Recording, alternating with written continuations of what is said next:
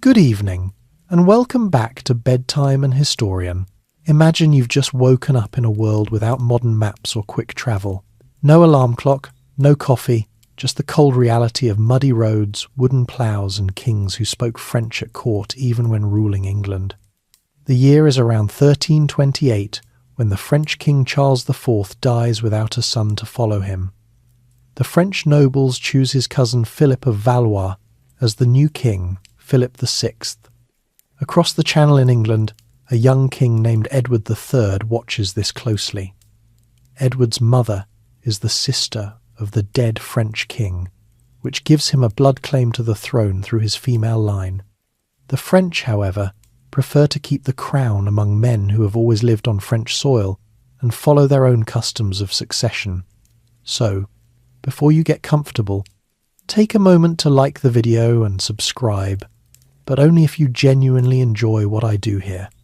And as always, I enjoy seeing where you are listening from. Post your location and your local time in the comments below. It is a quiet reminder that history connects people across centuries and across continents. Now, dim the lights, maybe turn on a fan for that soft background hum, and let's ease into tonight's journey together. In the early 14th century, the Kingdom of France stood as one of the most powerful realms in Europe. Its lands were fertile, its population large, and its monarchy deeply rooted in tradition.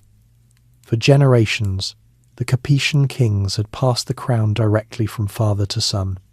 The continuity created stability. Authority felt secure. Few imagined that this long line would suddenly come to an end. In 1314, King Philip IV of France died. Within 14 years, all three of his sons, Louis X, Philip V, and Charles IV, would also die, each leaving no surviving male heir. The deaths came in succession, close enough in time to unsettle the nobility. The direct male line of the Capetian dynasty had quietly ended. At first, the problem appeared technical. France had daughters and sisters of kings, and it had cousins through female lines. But French custom, later referred to as Salic law, discouraged inheritance of the crown through women. It was not yet a fixed written statute, but it was a principle many powerful nobles preferred. They feared that allowing inheritance through a woman might place the kingdom under foreign influence. Across the Channel, the young King of England, Edward III, watched events carefully. His mother, Isabella of France, was the daughter of Philip IV. Through her, Edward believed he held a strong claim to the French throne. By blood, he was a grandson of Philip IV. In simple lineage, his claim was closer than that of many French nobles, yet the French aristocracy chose a different path. In 1328, they crowned Philip of Valois as King Philip VI of France. He was a cousin of the late king, descended through the male line. His accession reinforced the idea that the crown must pass through men alone. The choice was political as much as legal. The French nobles did not wish to see an English king rule them. At first, Edward III did not openly contest the decision. England and France were already entangled in complex feudal ties. The English kings held lands in southwestern France, particularly the Duchy of Aquitaine, as vassals to the French crown. This meant that the King of England owed homage to the King of France for those territories. It was an arrangement that had caused tension for generations. Edward travelled to France in 1329 to pay homage to Philip VI. The ceremony appeared respectful, but the underlying tension was unmistakable. The English king bowed to a monarch he believed should be his equal, or perhaps even subordinate to his own claim. The situation left room for resentment. Meanwhile, both kingdoms faced economic and political strain. Europe in the early 14th century was not peaceful. Trade networks were expanding, but harvest failures and regional conflicts placed pressure on populations. Nobles depended on warfare to assert influence and gain prestige. Kings relied on loyalty that could shift quickly. Philip VI sought to strengthen his authority and assert control over rebellious territories. One of those territories was Gascony, part of Aquitaine, held by Edward III. Disputes over jurisdiction and sovereignty soon resurfaced. French officials attempted to limit English autonomy in the region. Edward resisted. By 1337, Philip VI made a decisive move. He declared that Edward had failed in his duties as a vassal and confiscated the Duchy of Aquitaine. This act struck at the heart of English economic interests. Gascony was not merely land, it was a source of valuable wine exports and trade revenue. Losing it meant losing wealth and prestige. Edward responded in a way that altered European history. He formally claimed the French crown for himself. No longer content with diplomatic manoeuvring, he declared that Philip VI was not the rightful king of France. The dispute over feudal rights transformed into a broader dynastic war. This claim was not made lightly. Edward's advisers understood the risk. France was larger and more populous than England. Its resources were considerable. Yet Edward also recognized that alliances could shift the balance. He secured support from the Low Countries, particularly Flanders, whose economy depended heavily on English wool. Economic interests often shaped political loyalty. The early years of the conflict did not resemble a continuous war in the modern sense.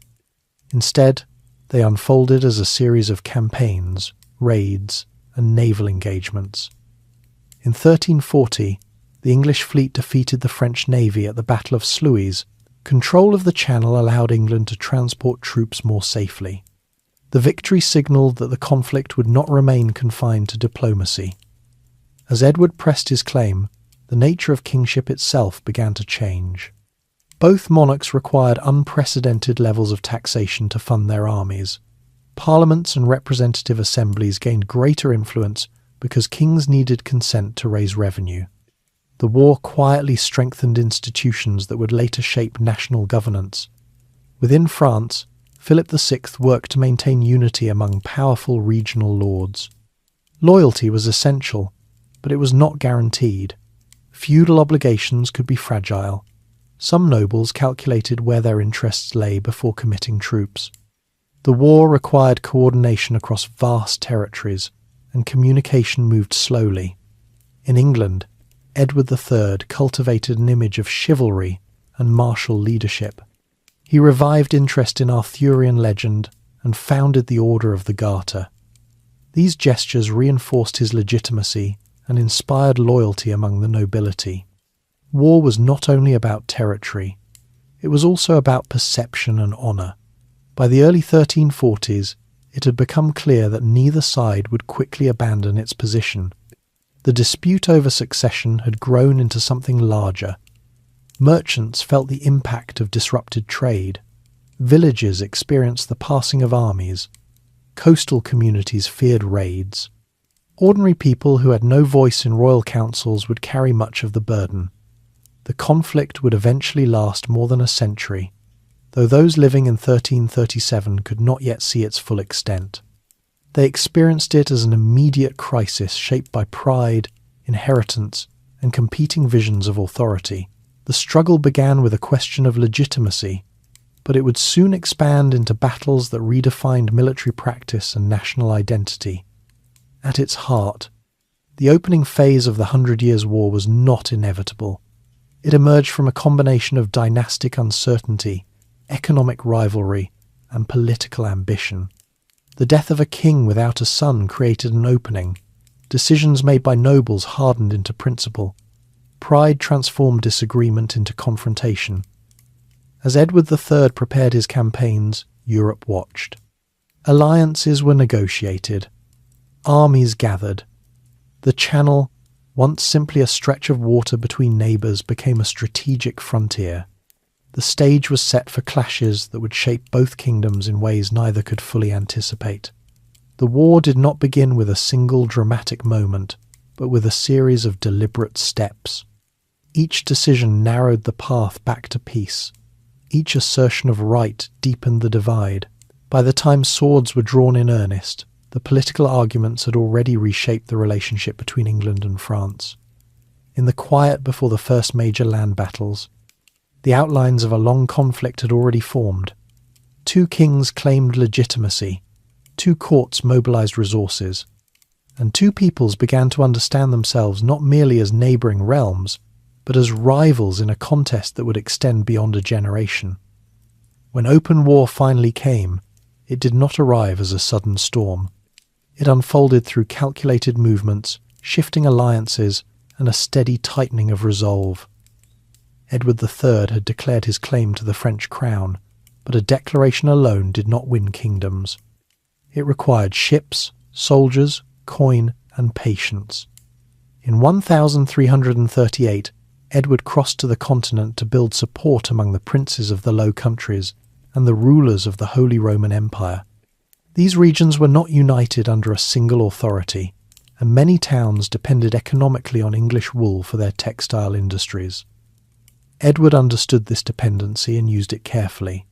By presenting himself not only as a claimant to France but as a reliable economic partner, he secured financial and military backing.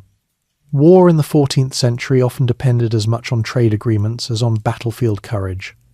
The French king, Philip VI, worked just as steadily to counter these efforts. He relied on the traditional strength of France, its larger population and its established network of feudal levies. French nobles were expected to provide mounted knights when called. The French cavalry, heavily armoured and confident in its chivalric traditions, had long been regarded as among the finest in Europe. Philip trusted in this structure and in the prestige of the French monarchy.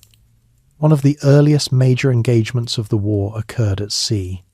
In June 1340, off the coast near Sluys, the English fleet met the French navy. Control of the channel was essential. Without it, Edward could not safely move troops to the continent. The French ships were anchored in tight formation, creating what they believed to be a defensive barrier. Edward's fleet attacked aggressively, boarding ships and turning the engagement into close combat. The English emerged victorious. The defeat weakened French naval power and gave England greater freedom to transport forces across the water. Even so, war did not become constant campaigning. Financial strain slowed both sides. Edward had borrowed heavily to fund his alliances and military operations. When expected revenues did not arrive quickly enough, he faced debt and domestic criticism. The English Parliament, which approved taxation, gained leverage. War forced the king to negotiate internally as well as externally. In the early 1340s, campaigns in northern France and along the Flemish frontier produced mixed results. There were sieges, skirmishes and raids designed to weaken local economies. The English often employed a tactic later known as the chevauchée, a mounted raid through enemy territory intended to destroy crops, burn villages, and undermine confidence in the opposing king's protection. These raids were not large territorial conquests. Instead, they were calculated demonstrations of reach and disruption. Philip VI struggled with a different challenge.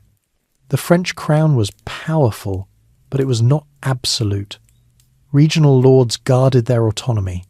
Mobilizing them required negotiation. Some nobles were hesitant to commit resources to prolonged campaigns, especially when the English avoided direct confrontation and instead damaged the countryside. Maintaining unity became as important as defeating Edward's armies. By 1345, Edward III had regained momentum. He launched coordinated campaigns in Gascony, Brittany, and Normandy. English forces achieved victories in southwestern France, where local support sometimes favoured English governance due to long-standing commercial ties. Gascony, in particular, had been linked to England for generations, and many inhabitants viewed English rule as predictable and commercially beneficial. In 1346, Edward led one of his most significant expeditions. He landed in Normandy with a substantial army and began a sweeping march across northern France. The movement was deliberate and destructive. Towns were looted, estates damaged, and supplies taken. The objective was not only to gather wealth, but to draw the French king into open battle. Philip VI assembled a large army to confront him. French confidence rested heavily on mounted knights trained for direct charges.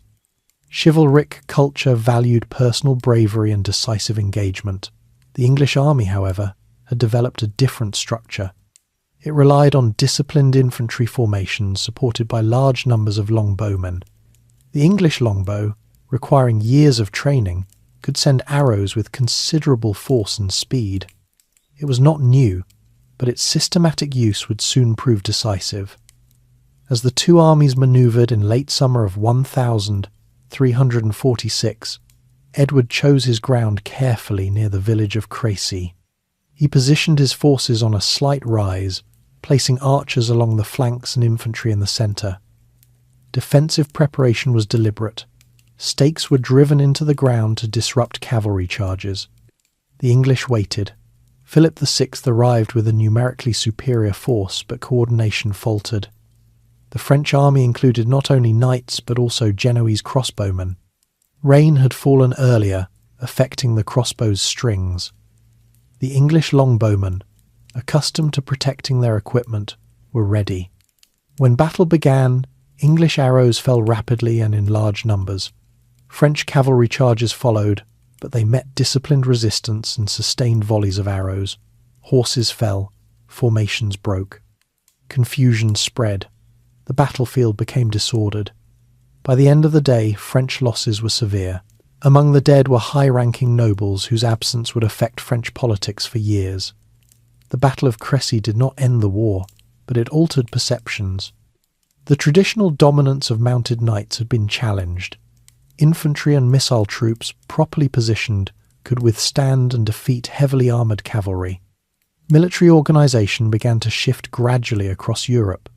Following the victory at Crécy, Edward advanced to Calais. The port city was strategically important. It offered a gateway between England and continental Europe. Rather than storming the city immediately, Edward laid siege. The siege lasted nearly a year.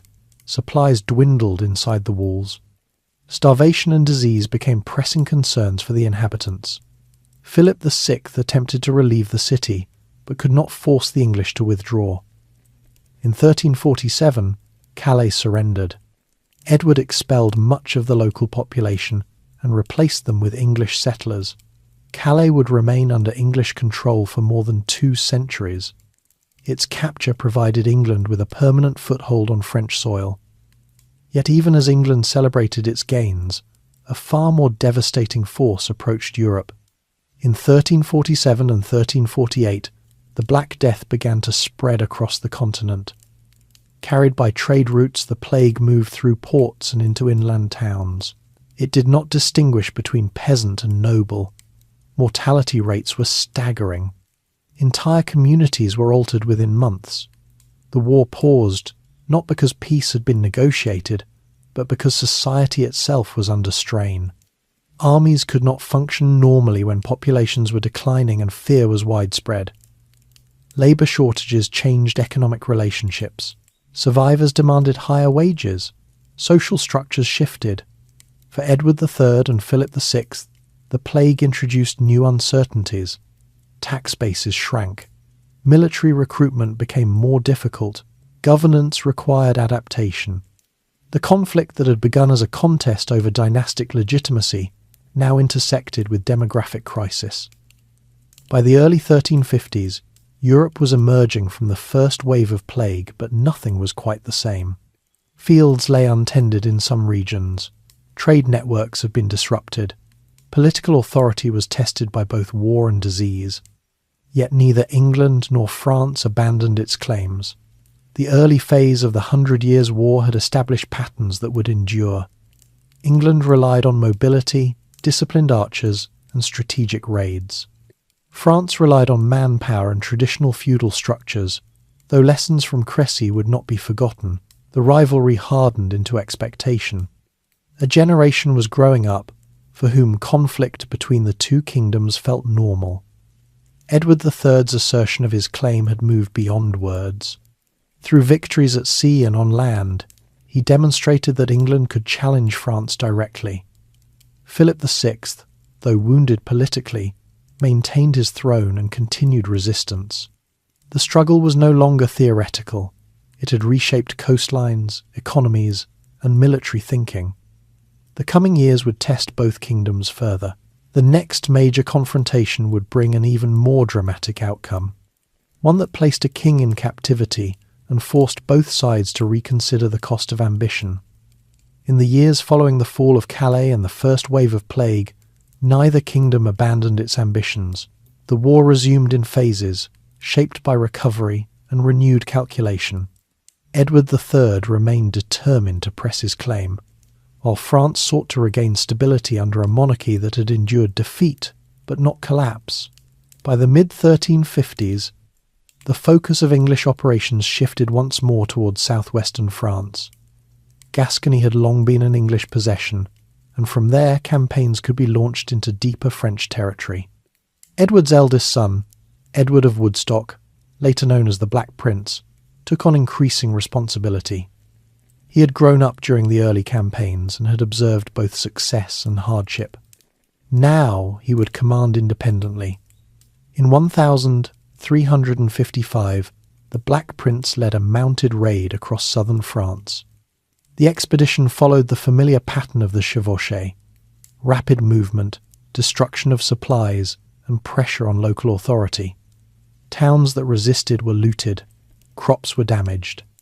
The aim was to weaken France economically and to demonstrate that the French crown could not shield its lands from English reach. The French king at this time was John II, who had succeeded Philip VI in 1350. John inherited a kingdom under strain. The treasury had been diminished by years of warfare. Nobles expected protection and recognition. The memory of Crécy lingered. John understood that restoring royal prestige required decisive action. In 1356, the Black Prince again advanced northward from Gascony. His forces were not vast, but they were disciplined. English and Gascon troops moved deliberately, gathering supplies and challenging French authority. John II assembled a large army to intercept him. Determined to avoid the mistakes of Crécy, the French prepared for confrontation. The two forces met near the city of Poitiers in September 1356. The English army took up a defensive position, similar in principle to that used a decade earlier. Terrain was chosen carefully. Natural obstacles limited the avenues of attack. Archers were positioned to maximize their range and effect. John II commanded a sizable force, including heavily armored knights and infantry. Unlike at Crécy, the French attempted a more controlled advance. Yet coordination remained difficult. Communication across the field was imperfect, and units did not always move in harmony. When battle began, English longbowmen once again played a critical role. Arrows disrupted formations and unsettled advancing troops. The English infantry held steady. As pressure mounted, the Black Prince committed reserves at key moments. The fighting was intense but methodical rather than chaotic. Leadership and discipline shaped the outcome. By the end of the day, the French army had broken. Most strikingly, King John II was captured. A reigning monarch had fallen into enemy hands on the battlefield. The capture was not merely symbolic. It created a political crisis in France and offered England a powerful bargaining tool. John was treated with the respect expected for a captured king, yet his imprisonment altered the balance of negotiations. He was eventually transported to England, where he remained for several years. His absence left France governed by his son, the Dauphin Charles, who faced a daunting task. The French crown now confronted multiple pressures. The cost of ransom demanded by England was immense. Raising funds required taxation, which strained relations with towns and regional leaders. Discontent grew, particularly in Paris. Merchants and artisans felt the burden. In 1358, unrest erupted in two significant forms. In the countryside, peasants launched what became known as the Jacquerie. The revolt was fueled by frustration with noble demands and the devastation caused by years of war.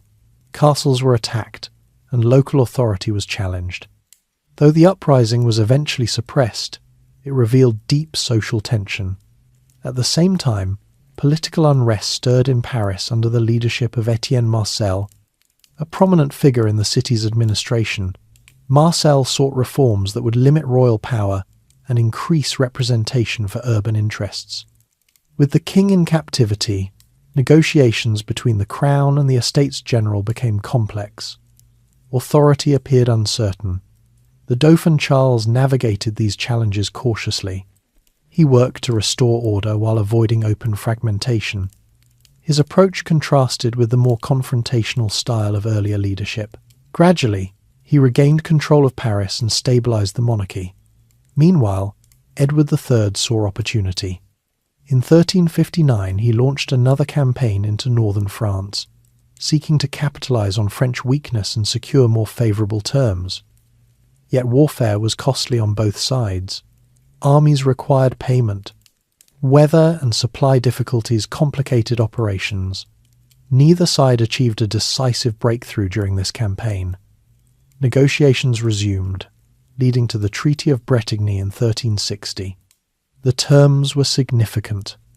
Edward agreed, at least temporarily, to renounce his claim to the French crown in exchange for substantial territorial concessions and a large ransom for King John II. England gained expanded control over Aquitaine and other regions, free from French overlordship. The treaty represented a pause rather than a conclusion. It reflected exhaustion and financial strain as much as reconciliation. For France, the ransom payments were burdensome. For England, holding newly acquired territories required continued vigilance. John II returned to France after his release, but later voluntarily returned to England when one of his sons failed to fulfill ransom conditions. He died in captivity in 1364. His death marked the end of a troubled reign shaped by defeat and internal unrest. His son, now King Charles V, inherited a kingdom altered by hardship. Charles had observed the failures of earlier strategies. He approached the war with patience and calculation. Rather than seeking immediate pitched battles, he emphasized careful planning, financial reform, and rebuilding trust with regional leaders. Under Charles V, France began to recover gradually. Administrative reforms strengthened royal finances. Professional soldiers replaced some reliance on feudal levies. One of Charles's most capable commanders, Bertrand du Guesclin, adopted flexible tactics. Avoiding large confrontations, French forces targeted isolated garrisons and disrupted English supply lines. In contrast, England faced its own challenges.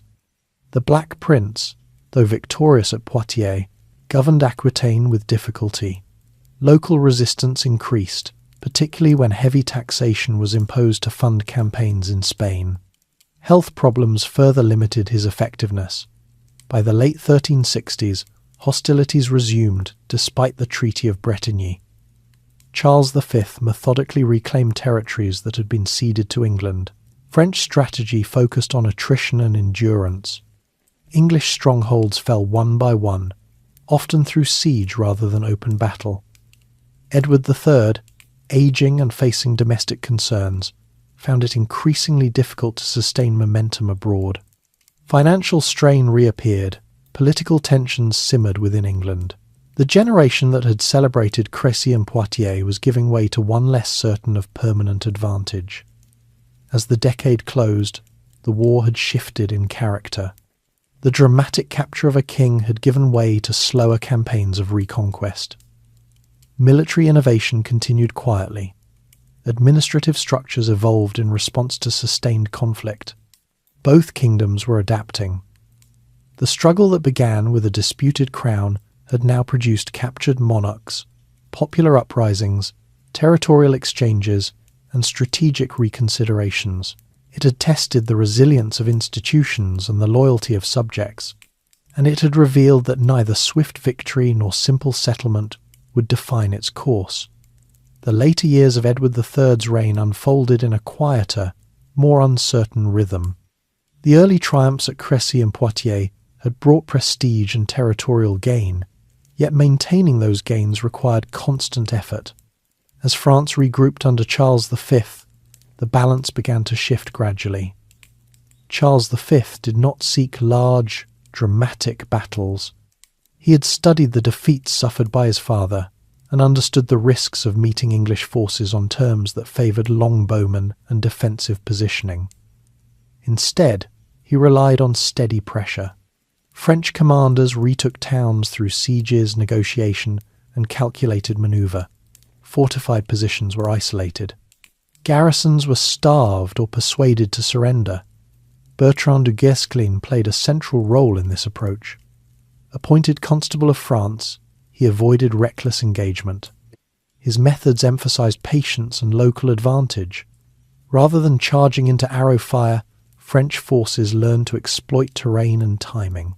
Over time, this strategy recovered much of the territory lost under the Treaty of Bretigny. In England, the strain of prolonged war became more visible. Parliament grew more assertive in questioning the costs of campaigns. Taxation weighed heavily on communities already affected by labour shortages following the plague. Veterans returned home to a society still adjusting to demographic change. Wages had risen, and attempts by the Crown to control them created tension. The Black Prince, once a symbol of English vigour, faced declining health. His expedition into Castile in 1367, though successful in restoring a claimant to the throne there, had drained resources. Funding the campaign required heavy levies in Aquitaine. Local nobles resented these demands and appealed to the French crown for relief. Charles V seized the opportunity to challenge English authority in the region. By the early 1370s, English holdings in France were shrinking. Towns that had once acknowledged Edward's rule returned to French allegiance. The English military remained capable, but coordination across distance was difficult. Supply lines stretched thin. Enthusiasm at home was less certain than in earlier years. Edward III himself aged into a more withdrawn figure. Court politics grew more complicated. Advisors competed for influence. Public confidence was not destroyed, but it was no longer unshaken. The death of the Black Prince in 1376 further altered the succession. Edward's heir was now his grandson, Richard of Bordeaux, still a child. When Edward III died in 1377, the war had entered a new phase. England retained Calais and certain coastal enclaves, but much of the territory gained during earlier campaigns had been lost. France, under Charles V, had restored confidence and stability. Richard II became king at the age of 10. His minority meant that governance fell to councils and influential nobles. External war and internal management overlapped. England faced not only foreign conflict but also social change intensified by the aftermath of plague and taxation. In 1381, a major uprising erupted in England known as the Peasants' Revolt. Though not directly caused by the war, its context cannot be separated from years of financial pressure. A poll tax intended to fund military efforts triggered widespread resistance. Rebels marched toward London, demanding reforms and relief from burdens. Richard II, though young, confronted the crisis directly. The revolt was eventually suppressed, but the episode revealed deeper strains within English society. War had reshaped expectations about authority and obligation. The crown needed revenue, yet subjects increasingly demanded representation and fairness in return. Across the Channel, Charles V died in 1380, leaving the throne to his son Charles VI, who was also young. France now entered its own period of minority rule and regency. Political factions emerged among nobles seeking influence. Stability, though achieved, was not guaranteed. The late 14th century saw intermittent truces and renewed skirmishes. Neither side possessed the resources or unity for sweeping campaigns. Maritime raids occurred along the coasts. Small-scale operations disrupted trade. The war seemed less a single, continuous struggle and more a background condition shaping policy. Gradually, internal developments in France introduced new complications. Charles VI suffered episodes of mental illness beginning in the 1390s. During periods when he was unable to govern, rival factions formed around influential relatives. The Burgundian and Armagnac factions competed for dominance within the royal court. Their rivalry weakened centralized authority. England observed these divisions carefully. Richard II attempted diplomatic engagement, including a marriage alliance with France in 1396. A truce was agreed upon, offering temporary relief, yet Richard's rule at home became increasingly autocratic. His conflicts with powerful nobles led to his eventual deposition in 1399. Henry Bolingbroke, who became Henry IV, claimed the English throne after Richard's removal. The change of dynasty introduced uncertainty. England now faced internal legitimacy questions while still entangled in continental claims. Henry IV focused initially on consolidating his rule and suppressing domestic rebellions. For a time, the war with France receded from centre stage. Both kingdoms confronted internal adjustment, yet underlying claims were not abandoned. English possession of Calais remained a symbol of unresolved rivalry. French factions continued to compete for control of a monarch whose authority fluctuated with his health. By the early 15th century, circumstances would once again align to intensify conflict. In France, factional violence between Burgundians and Armagnacs escalated. In England, Henry IV's son, Henry V, matured into a determined and capable leader. He inherited not only a throne but also a long-standing claim to French sovereignty. The earlier decades of the war had demonstrated that battlefield victories alone could not secure permanent dominance. Political cohesion, financial management, and social stability were equally decisive. As new leaders emerged, they would apply lessons learned from both triumph and setback. The stage was gradually being reset. A divided France and a newly confident English king would soon renew confrontation on terms that echoed earlier campaigns but carried new consequences. The 100 Years' War had not ended. It had simply entered another chapter shaped by generational change and shifting opportunity. When Henry IV died in 1413, his son succeeded him as Henry V. The new king was 26 years old, disciplined and deliberate. Unlike his father, whose reign had been shaped by rebellion and insecurity, Henry V inherited a throne that was more stable. He also inherited a claim to the French crown that had never fully disappeared. France at this moment was deeply divided. King Charles VI remained alive but was frequently incapacitated by mental illness. During his episodes, rival factions governed in his name. The Burgundians, led by John the Fearless and the Armagnacs, aligned with the king's brother and later his son, competed for influence. Their struggle sometimes erupted into open violence in Paris. Royal authority existed, but it was fragmented. Henry V watched carefully. He understood that a divided France presented opportunity. Before turning to war, he sought diplomatic recognition of his claim and territorial demands. Negotiations with the French court were formal but inconclusive. The terms Henry proposed were extensive. When agreement failed, he prepared for invasion. In 1415, Henry crossed the Channel with a substantial army. His first objective was the port of Harfleur in Normandy. The siege lasted several weeks. Disease spread among English troops, and casualties mounted. By the time Harfleur surrendered, Henry's forces were reduced. Many advisers suggested returning to England. Instead, Henry chose to march north toward Calais, the long-held English stronghold. The journey required crossing territory where French forces could intercept him. The French, despite internal divisions, assembled a large army.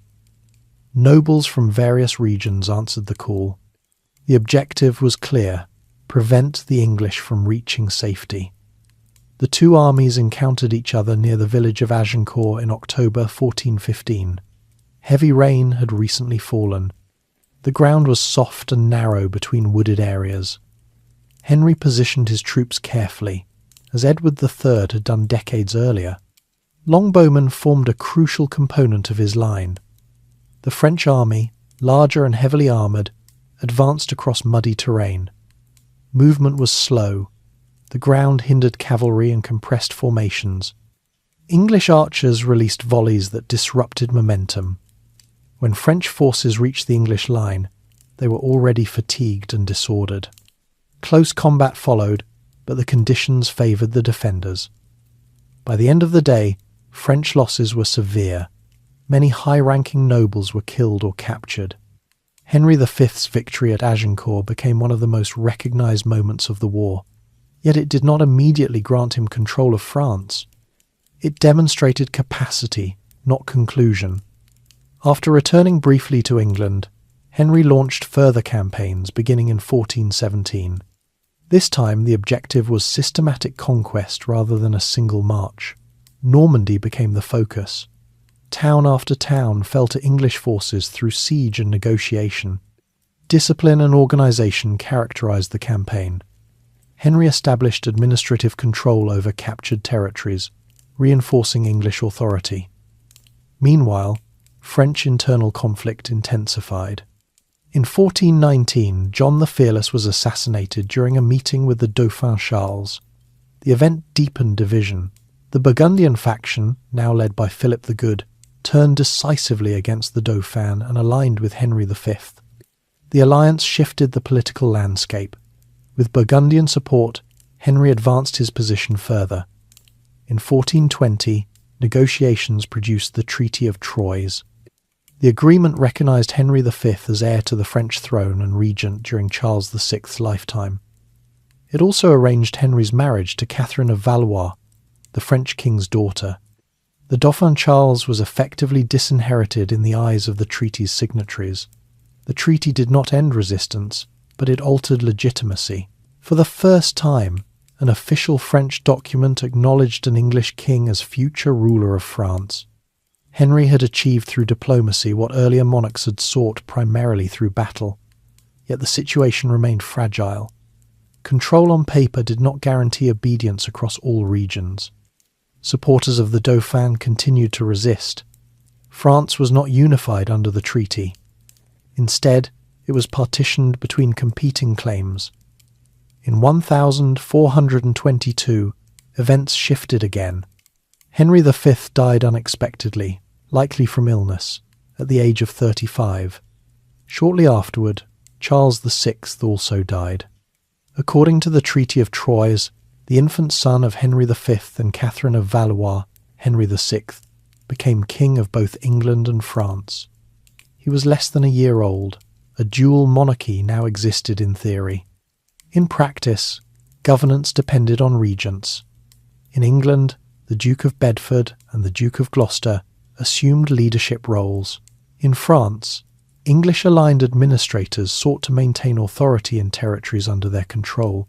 The Dauphin Charles, however, declared himself rightful king as Charles VII and maintained power in southern regions. The war entered another prolonged phase. English forces controlled much of northern France, including Paris. Burgundian allies strengthened their position. Yet loyalty was not uniform. Many towns weighed their options carefully. War fatigue was widespread. Resources were finite. During these years, the English military machine remained organised but stretched. Holding territory required garrisons and funding. Communication between England and continental administrators required coordination. Meanwhile, Charles VII, though lacking broad recognition at first, began to build support in the Loire Valley. The balance seemed to favour England, yet history rarely follows a straight line. The momentum achieved under Henry V depended heavily on his leadership. Without him, maintaining unity among regents and allies became more complex. By the late 1420s, English forces laid siege to the city of Orléans, a strategic gateway to southern France. If the city fell, resistance under Charles VII would weaken significantly. The siege tightened gradually, and observers assumed it would conclude as others had. Instead, events at Orléans would mark a turning point unlike any earlier episode in the war. A young woman from rural France would soon enter the scene, altering morale and direction in ways neither court had anticipated. The decades since Edward III first claimed the French crown had produced cycles of conquest, recovery, division, and reform. Military tactics had evolved, political alliances had shifted, the conflict had endured through generations. As Orléans endured its siege, the war stood on the threshold of transformation once more. By the autumn of 1428, the siege of Orléans had become the central focus of the war.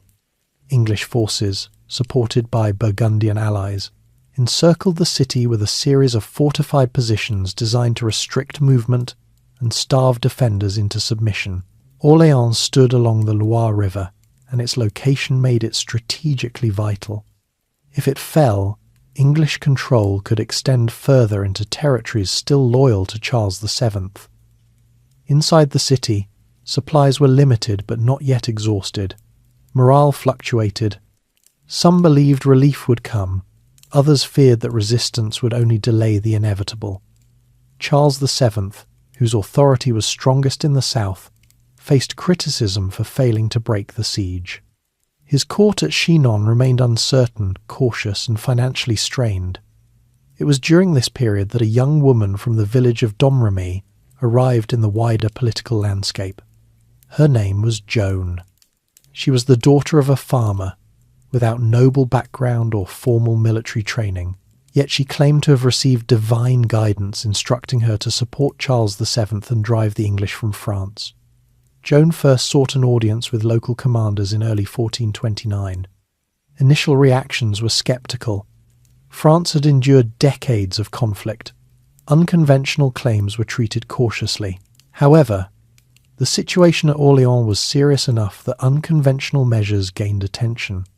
Joan was eventually permitted to travel to Chinon to meet Charles VII. At court, Joan was examined by theologians and advisers. Her sincerity and confidence impressed some observers. After deliberation, she was allowed to accompany a relief force heading toward Orléans. She did not command in the traditional sense, but her presence carried symbolic weight.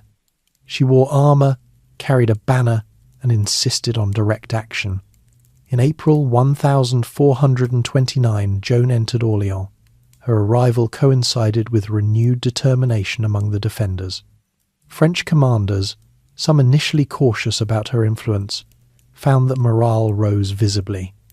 The siege did not end through a single dramatic charge. Instead, French forces launched a series of coordinated attacks on English fortifications surrounding the city. One by one, key positions fell. The English, stretched thin and facing unexpectedly strong resistance, began to withdraw. By May 1429, the siege was lifted. The outcome did not destroy English power in France, but it disrupted assumptions about inevitability Orléans had held. Following this success, momentum shifted. Joan urged Charles VII to proceed to Reims for coronation. Reims lay deep within territory contested or controlled by Burgundian allies. The journey required advancing through towns that had not yet declared loyalty to Charles. As French forces moved northward, resistance was less than anticipated. Some towns opened their gates rather than endure siege. In July 1429, Charles VII was crowned in Reims Cathedral. The coronation carried symbolic significance. It reinforced his claim as legitimate King of France in the traditional site of royal anointing. Joan's influence was closely tied to this moment. Her role as a catalyst for morale and unity had tangible political consequences, yet she did not operate in isolation. Experienced commanders planned operations. Regional leaders calculated advantages. The lifting of the siege and the coronation represented combined effort, even if Joan's presence drew public attention. The war did not end after Reims. English and Burgundian forces remained active. Paris, still under Anglo-Burgundian control, resisted French attempts at capture. In 1430, Joan was captured during a skirmish near Compiègne by Burgundian troops. Her detention altered the emotional tone of the conflict. The Burgundians transferred Joan to English custody. She was put on trial in Rouen in 1431, accused of heresy and related charges. The proceedings were conducted by ecclesiastical authorities aligned with English interests. Legal formalities were observed, though questions about fairness arose even at the time. Joan was convicted and executed in May 1431. Her death removed a visible symbol of resistance, but it did not reverse the broader shift that had begun. Charles VII retained the legitimacy conferred at Reims. French forces continued to operate under reorganized leadership.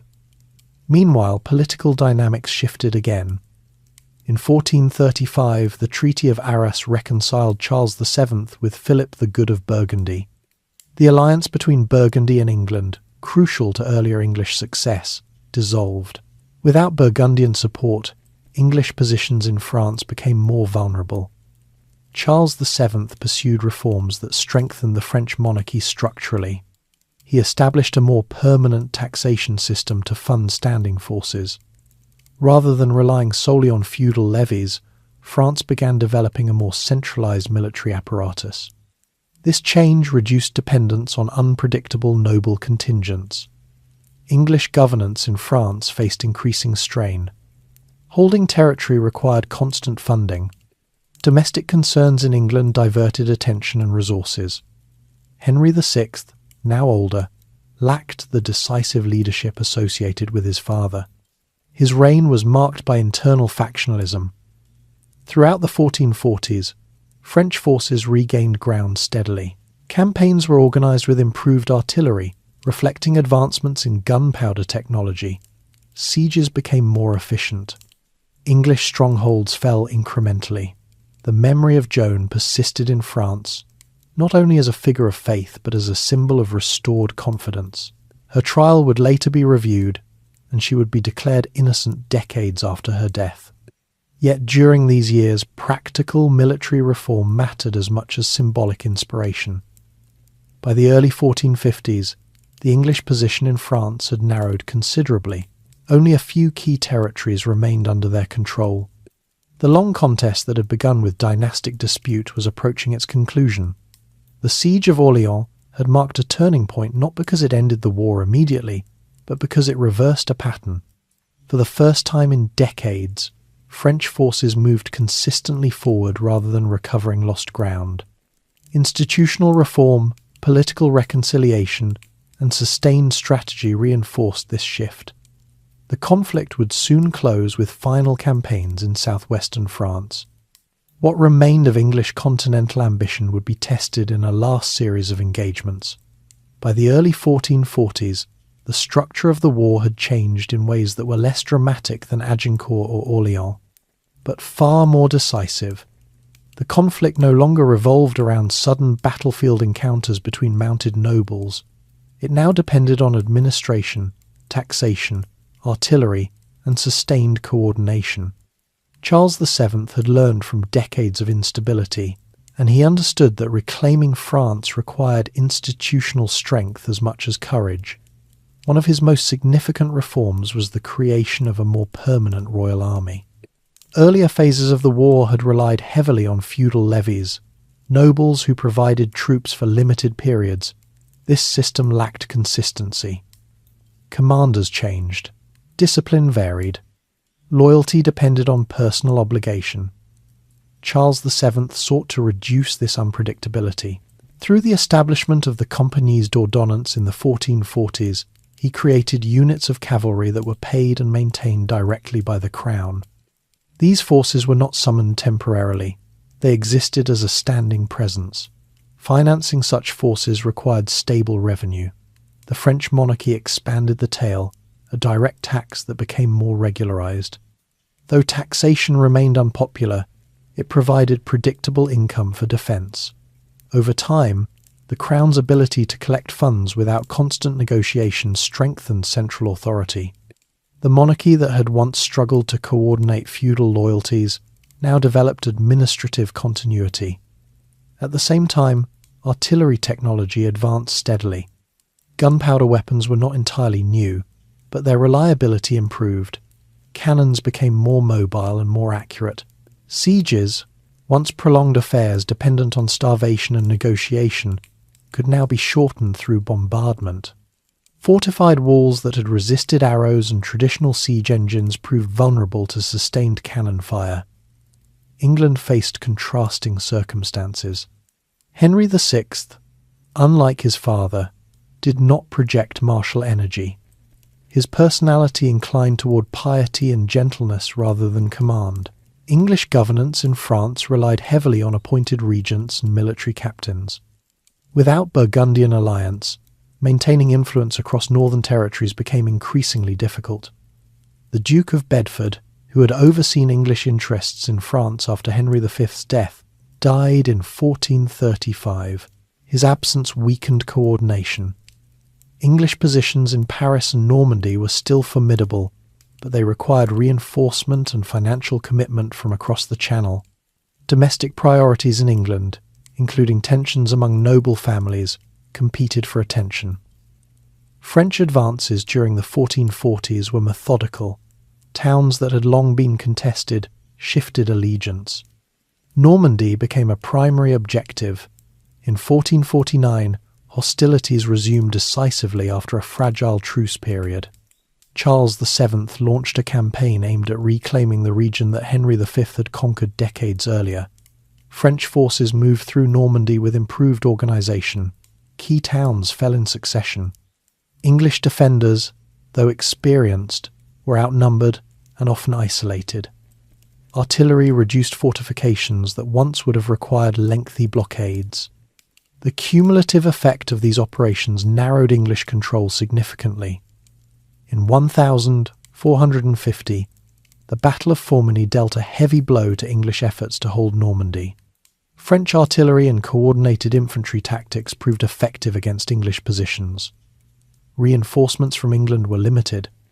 The region that had symbolised Henry V's triumph was steadily slipping away. By 1453, the conflict concentrated in southwestern France, particularly in Gascony. Bordeaux, long loyal to the English crown due to commercial ties, became the centre of resistance. English commanders attempted to rally support, and for a moment it seemed possible that Gascony might endure as a final enclave. The decisive confrontation occurred at the Battle of Castillon in July 1453. French forces, entrenched and supported by powerful artillery, faced an English army led by John Talbot, a veteran commander.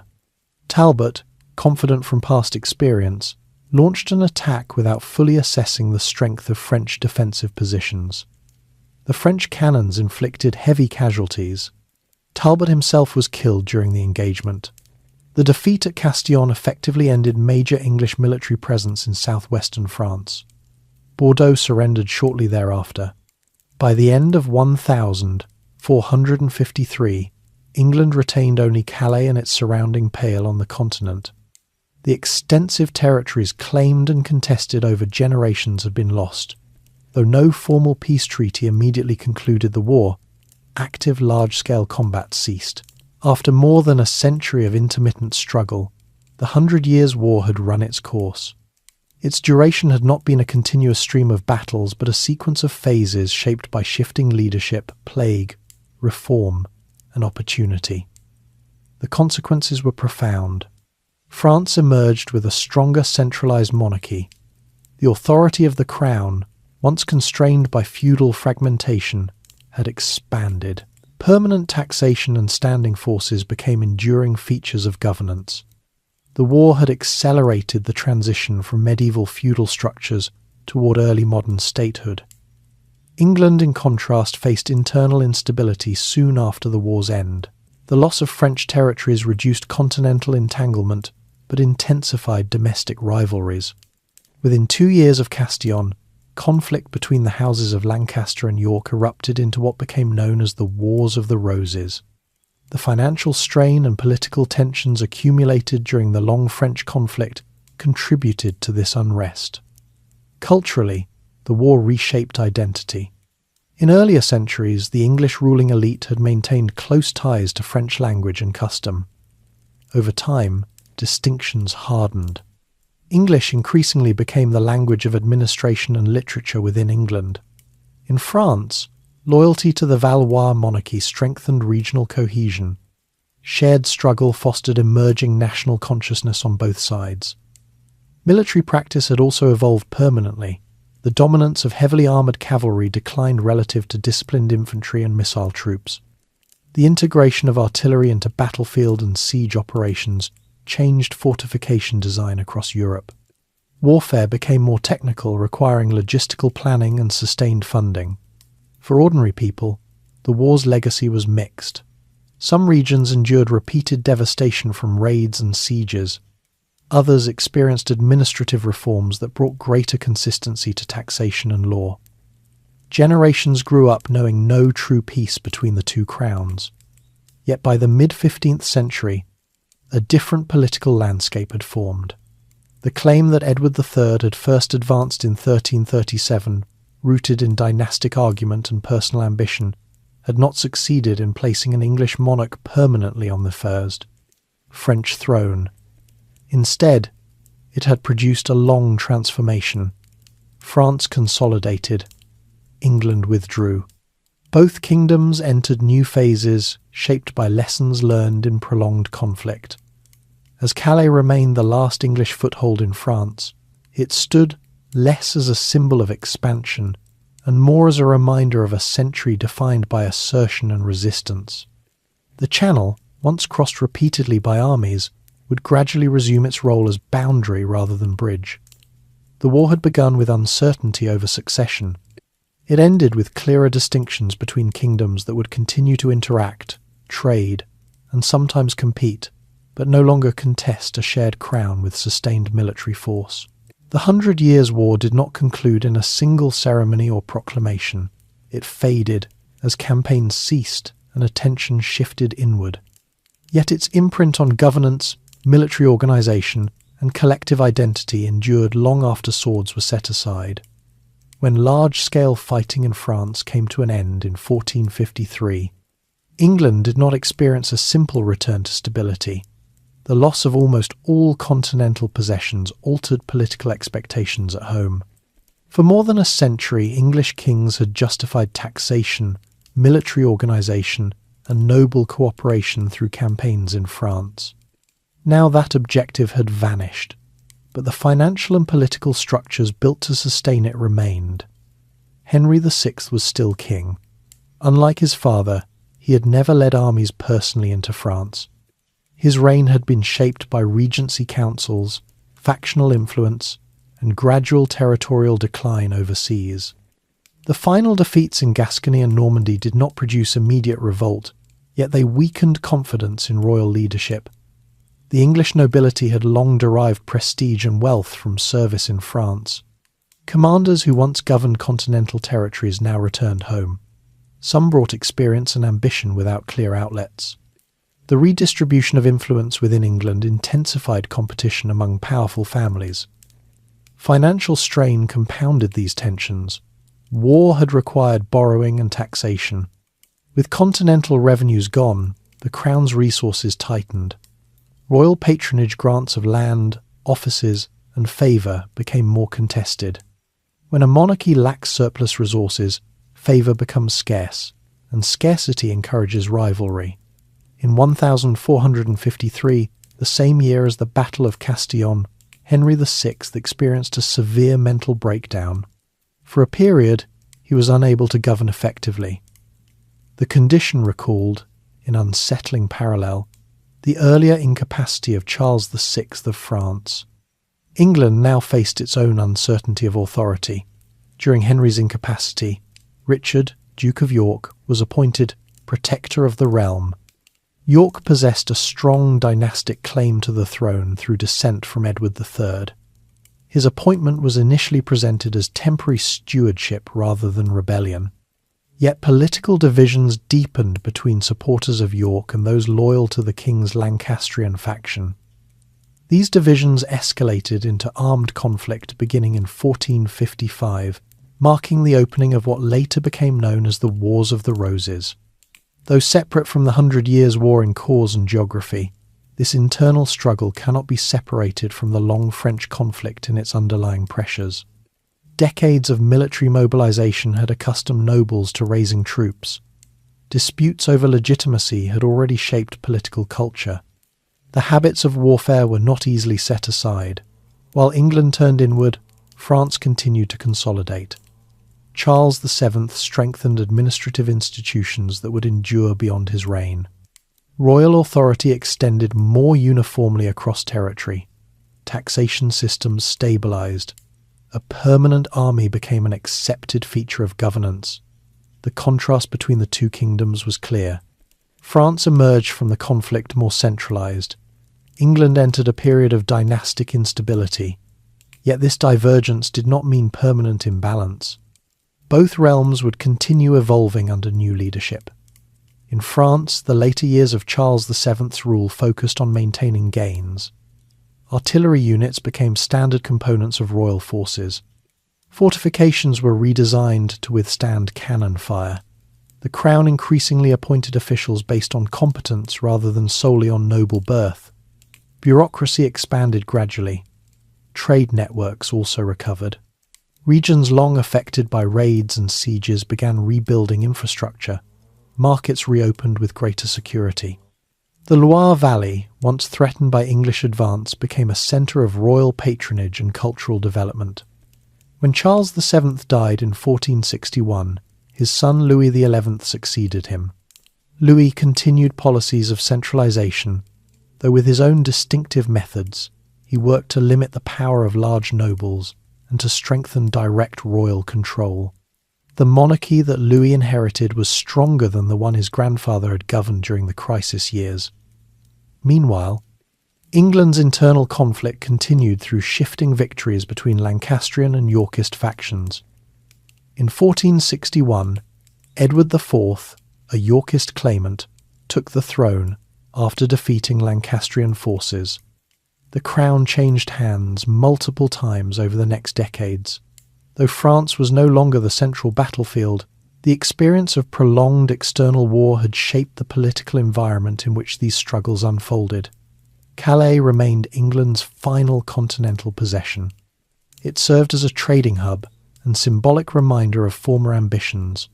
The port's retention allowed England to maintain a limited presence in European affairs, but it no longer represented expansive territorial control. The conclusion of the 100 Years' War also influenced cultural identity. In England, French had once been the dominant language of the aristocracy. Over time, English became the primary language of administration and literature. Writers such as Geoffrey Chaucer had already contributed to this linguistic shift earlier in the 14th century, but the separation from French political ambitions reinforced it. In France, the war encouraged a sense of collective identity centred on the monarchy. The memory of resistance, including the role of figures like Joan, contributed to a narrative of endurance. Regional differences remained significant, yet loyalty to a unified crown strengthened. Military developments continued to evolve. The longbow, which had once transformed battlefields, gradually gave way to firearms as technology advanced. Artillery innovation influenced castle architecture across Europe.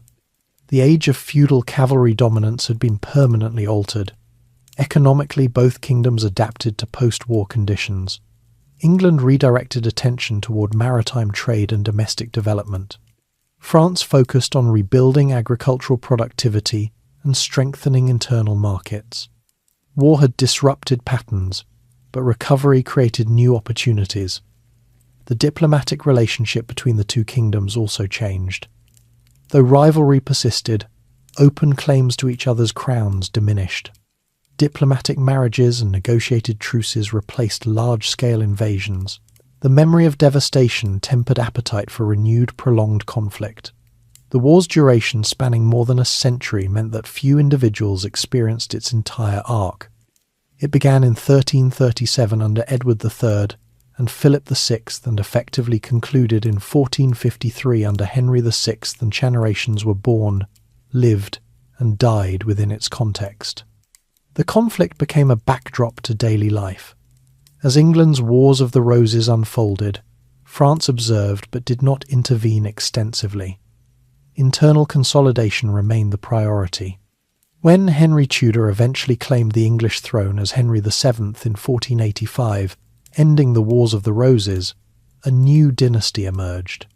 His reign marked another transition towards centralised authority within England, paralleling earlier French developments.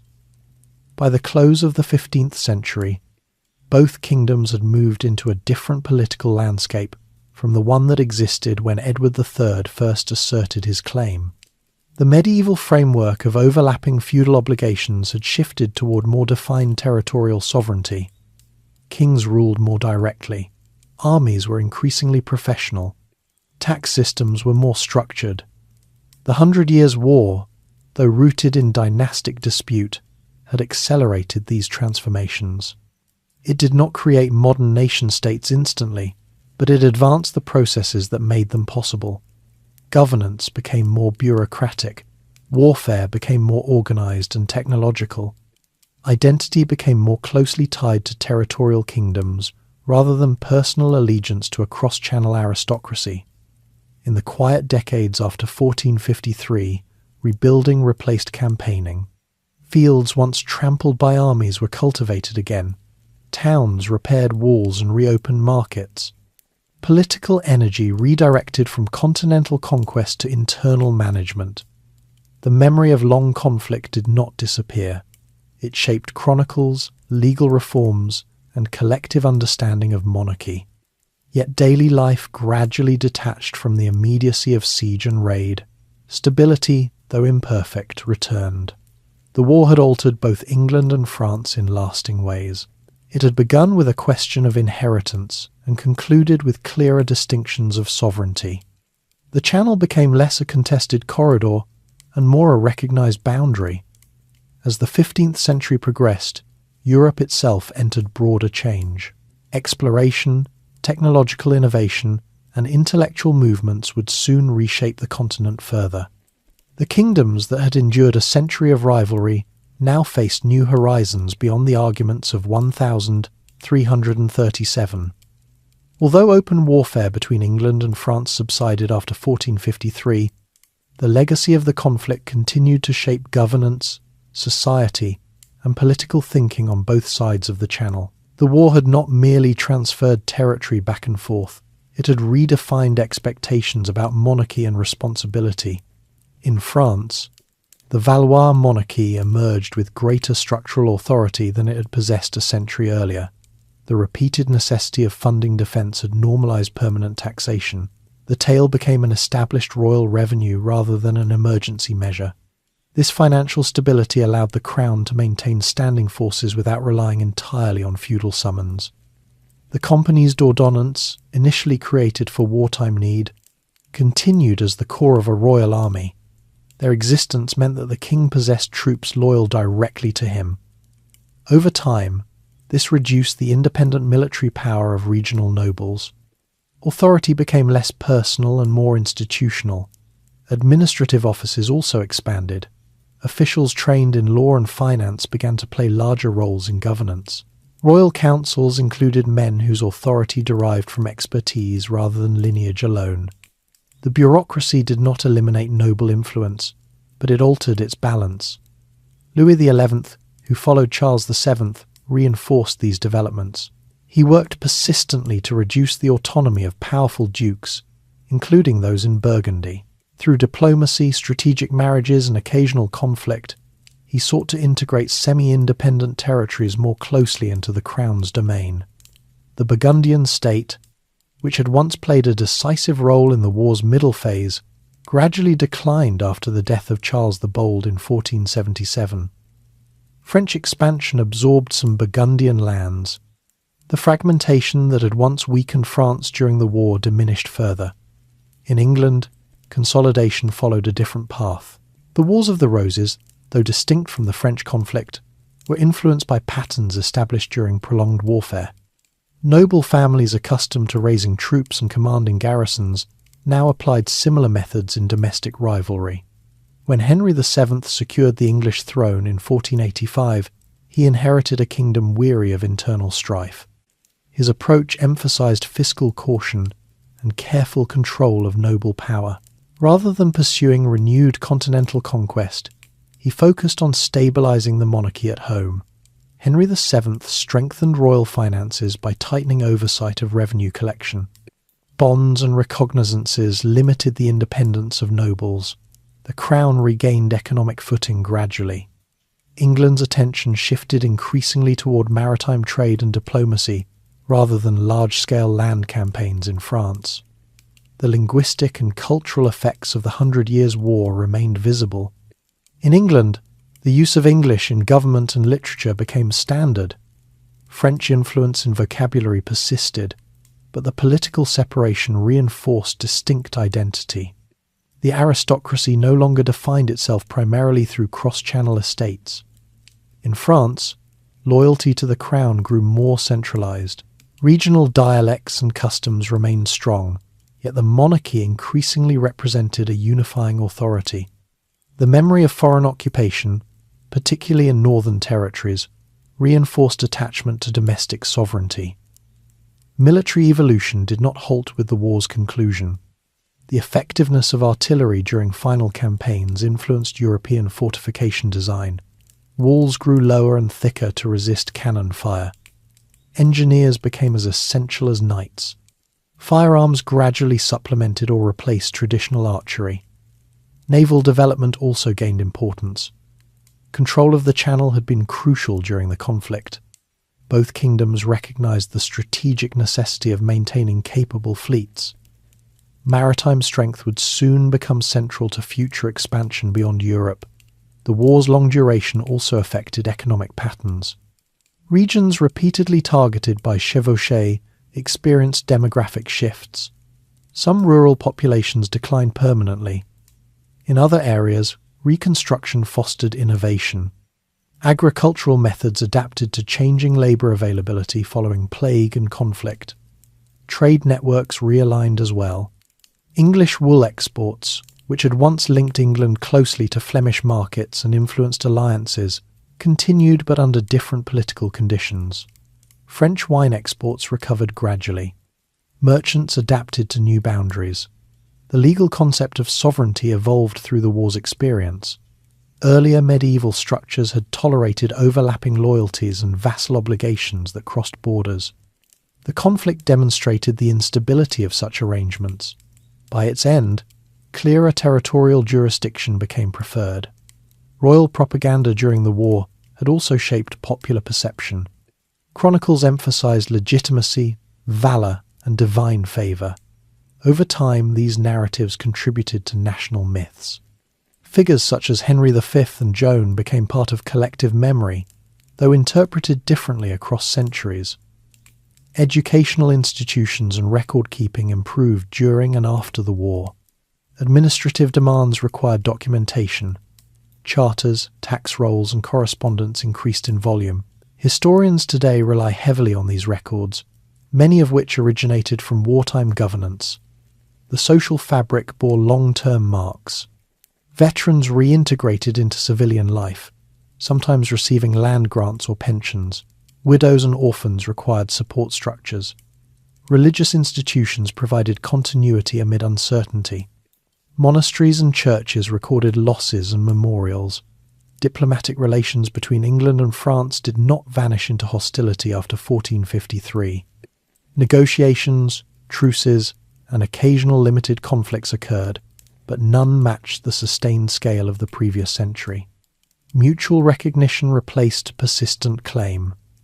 Calais remained under English control until 1558, long after the formal end of the 100 Years' War. Its eventual loss under Mary I symbolised the final closing of a long chapter of English territorial presence in France. By the close of the 15th century, Europe itself entered a period of transformation. The Renaissance influenced art and scholarship. Printing technology expanded communication. Exploration voyages by Iberian kingdoms began connecting Europe to wider oceans. The political lessons learned during the 100 Years' War informed how monarchies approached these new developments. The war's endurance across generations had taught rulers the value of sustained administration over impulsive conquest. Financial systems became more methodical. Diplomatic negotiation grew more structured. Military command incorporated planning and logistics in ways earlier centuries had not required. For ordinary subjects, the memory of raids and sieges gradually receded into stories told by elders. Towns rebuilt marketplaces, fields returned to cultivation, The presence of a standing army meant that future defence could respond more quickly to threat, but it also signalled that warfare had become a permanent state function rather than an occasional noble enterprise. The question that had ignited the conflict, who held rightful claim to the French crown, lost urgency as new. Dynasties secured internal legitimacy. The English monarchy ceased pressing its claim with sustained military force. The French monarchy solidified its hereditary line. The 100 Years' War did not produce a single decisive treaty comparable to later European conflicts. Instead, it concluded through exhaustion, consolidation, and shifting priorities. Its legacy was less about a moment of peace and more about structural transformation. The Channel remained a boundary, but trade, diplomacy, and cultural exchange continued across it.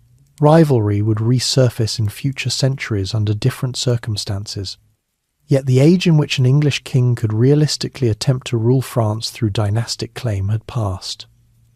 The war's true outcome lay not in territorial lines alone, but in the emergence of clearer national frameworks.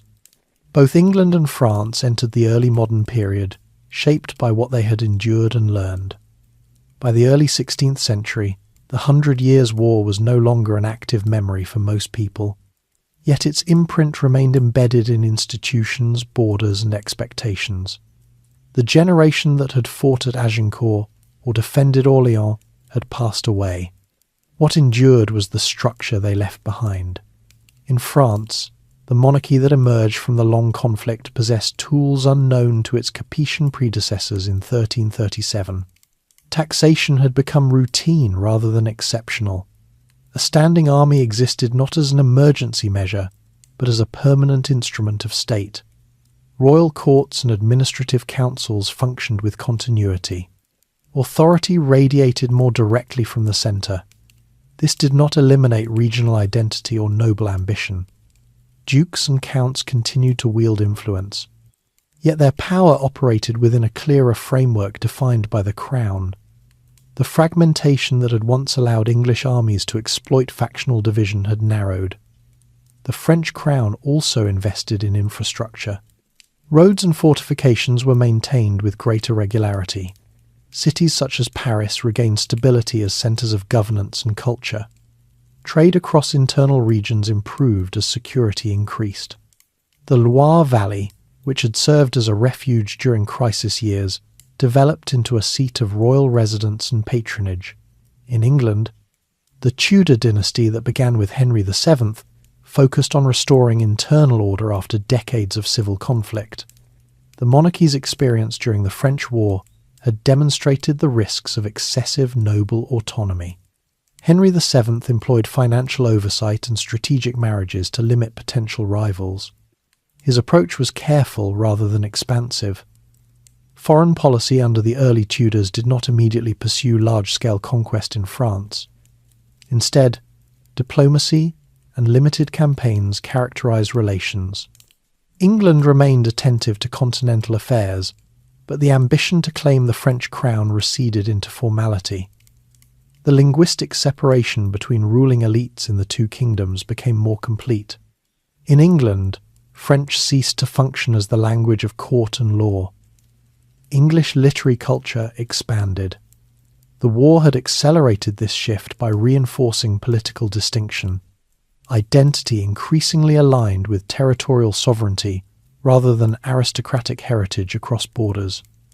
Military organisation in both kingdoms reflected lessons learned. Infantry and artillery gained central roles. The prestige of heavy cavalry persisted ceremonially, but battlefield reality had changed. Firearms gradually supplemented longbows. Fortification design incorporated angled bastions capable of resisting cannon. The war had also influenced legal theory. The need to justify taxation and military mobilization encouraged articulation of sovereign authority. Kings claimed responsibility for defending defined territories rather than overlapping feudal networks. Subjects, in turn, began to conceive of allegiance within clearer geographic bounds. The Channel remained a conduit for trade and communication. Merchants travelled between ports. Diplomatic envoys negotiated alliances, often in response to broader European rivalries involving Spain or the Holy Roman Empire. The nature of competition shifted from dynastic claim to strategic balance. Historical writing during the 15th and early 16th centuries began to interpret the long conflict retrospectively. Chroniclers in England emphasised moments such as Agincourt as evidence of valour and divine favour. French accounts highlighted endurance and ultimate recovery. These narratives shaped collective memory.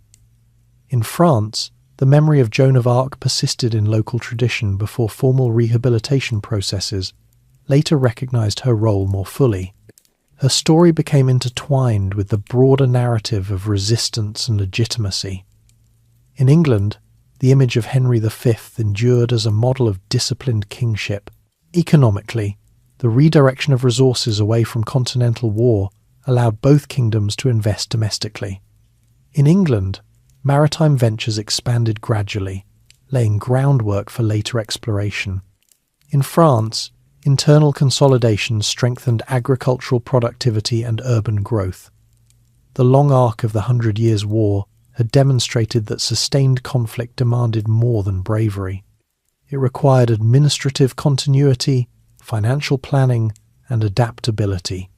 These insights informed how monarchies approached subsequent challenges. Although no single treaty ceremonially ended the war in 1453, its effective conclusion reshaped European political thought.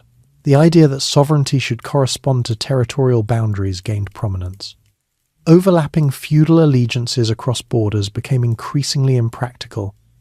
The Channel became a more definitive separation of authority. English kings maintained the formal title King of France for centuries afterward, but the claim functioned symbolically rather than practically. Real governance no longer extended across large portions of French territory. The war's duration had normalised the concept of protracted conflict. States learned to mobilise resources across generations. Military service became professionalised. Bureaucracies adapted to long-term planning rather than temporary campaigns. Socially, the war had influenced mobility. Soldiers travelled between regions. Refugees relocated during sieges. Merchants adapted to fluctuating frontiers. Cultural exchange did not cease, but it occurred within clearer political divisions. As Europe moved into the 16th century, new conflicts would arise: religious wars, imperial rivalries, and overseas expansion. The institutions shaped during the 100 Years' War provided frameworks for these developments. Monarchies were better equipped to sustain complex diplomacy and warfare. For England and France alike, the conflict marked the closing chapter of a medieval pattern of cross-channel aristocratic integration. Nobles no longer held vast estates on both sides of the water with the same political implication. Loyalties were increasingly national in character. The war's conclusion did not create immediate peace between the two kingdoms in all respects. Tensions resurfaced periodically.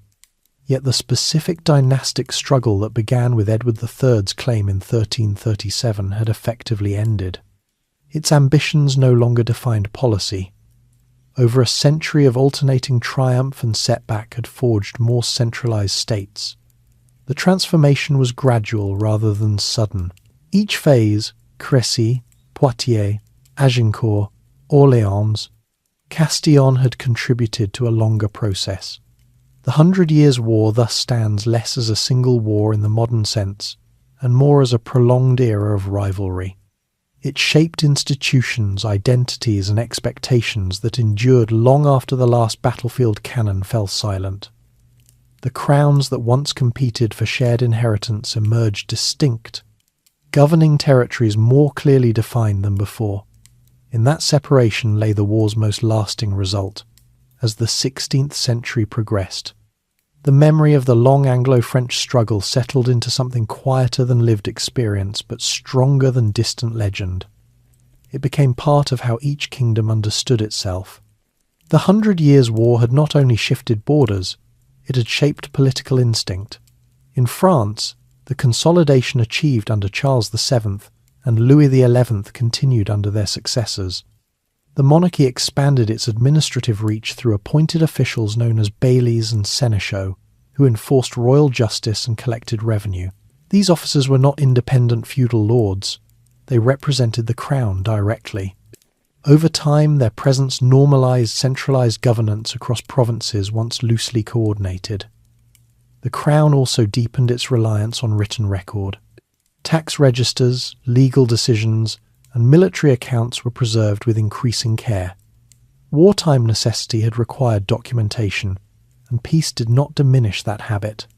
Bureaucracy, once auxiliary, became foundational. The standing army, refined during the war's final decades, evolved further. Artillery corps were maintained in readiness. Engineers specialized in fortification design. Command structures became more hierarchical. Military professionalism advanced gradually, reflecting lessons learned during the long struggle against England. In England, the Tudor monarchy applied similar awareness of structure, though in different form. Henry VII avoided costly continental wars, preferring diplomatic marriages and commercial treaties. His son, Henry VIII, would later pursue campaigns in France, but these were limited in scale compared to earlier centuries. They did not attempt full dynastic takeover. The English Parliament, strengthened during wartime taxation debates, remained an important partner in governance. War had required negotiation with representatives of shires and towns. That practice continued. Parliamentary approval for revenue became customary. The institutional dialogue between crown and subjects had deepened during the French conflict and endured afterward. Language and literature in England flourished in a more distinctly English voice. The separation from French political ambition allowed cultural development without reliance on continental aristocratic identity. Chronicles recounted victories like Agincourt with pride, but they were framed within a narrative of English resilience rather than cross-channel inheritance. In France, the rehabilitation of Joan of Arc in the later 15th century reflected the monarchy's interest in reinforcing legitimacy. Her posthumous retrial in 1456 had cleared her name. By the 16th century, she represented endurance and unity. Her story was not isolated from institutional reform. It complemented it. Economic recovery followed a long arc. Regions devastated by chevauchés and sieges required decades to stabilize. Agricultural production gradually returned to pre-war levels. Urban markets regained vibrancy. Trade across Europe expanded, now connected to broader networks reaching the Mediterranean and Atlantic. The war had also contributed indirectly to maritime awareness. Control of the Channel had proven essential. Naval organization in both kingdoms improved. Shipbuilding and port management received attention. These skills would later support overseas ventures. Diplomatically, England and France increasingly approached one another as sovereign equals rather than rival claimants to a single crown. Alliances formed and dissolved in response to wider European politics, including Habsburg expansion and Italian campaigns. The nature of competition shifted from inheritance dispute to strategic balance. Legal theory matured in tandem. Jurists wrote more clearly about sovereignty as indivisible within defined territory. The earlier medieval model where a king might hold lands in another realm as vassal appeared unstable in retrospect. The 100 Years' War had demonstrated the complications of divided allegiance. Education and literacy expanded gradually during this period. Universities and clerical institutions, which had continued operating through the war, contributed to administrative training. Officials needed familiarity with law and finance. Governance required expertise beyond noble lineage. In England, the memory of losing French territories influenced caution in foreign policy. While campaigns occurred intermittently, they were framed within limited objectives. The appetite for sustained occupation diminished. Domestic consolidation took priority. France, meanwhile, projected increased confidence. The Crown's ability to levy troops and revenue enabled participation in broader continental conflicts. Though internal challenges remained, the monarchy no longer faced the same fragmentation that had characterized earlier centuries. the psychological effect of prolonged war also lingered subtly. Generations raised amid uncertainty had valued stability. Both kingdoms demonstrated preference for internal order after 1453. This did not prevent conflict entirely, but it moderated ambitions. The 100 Years' War thus shaped the transition from medieval to early modern Europe. It illustrated that kingship required more than hereditary claim. It required sustained administration. It demonstrated that military success depended on organization and technology. It revealed that loyalty could not rest solely on feudal custom. When historians later examined the period, they often divided it into phases: the Edwardian War, the Caroline War, the Lancastrian War. Yet to those living through it, the experience felt continuous in its implications. Even during truces, the possibility of renewed conflict influenced planning. By the time Renaissance humanism spread across Europe, both England and France were equipped with more structured states.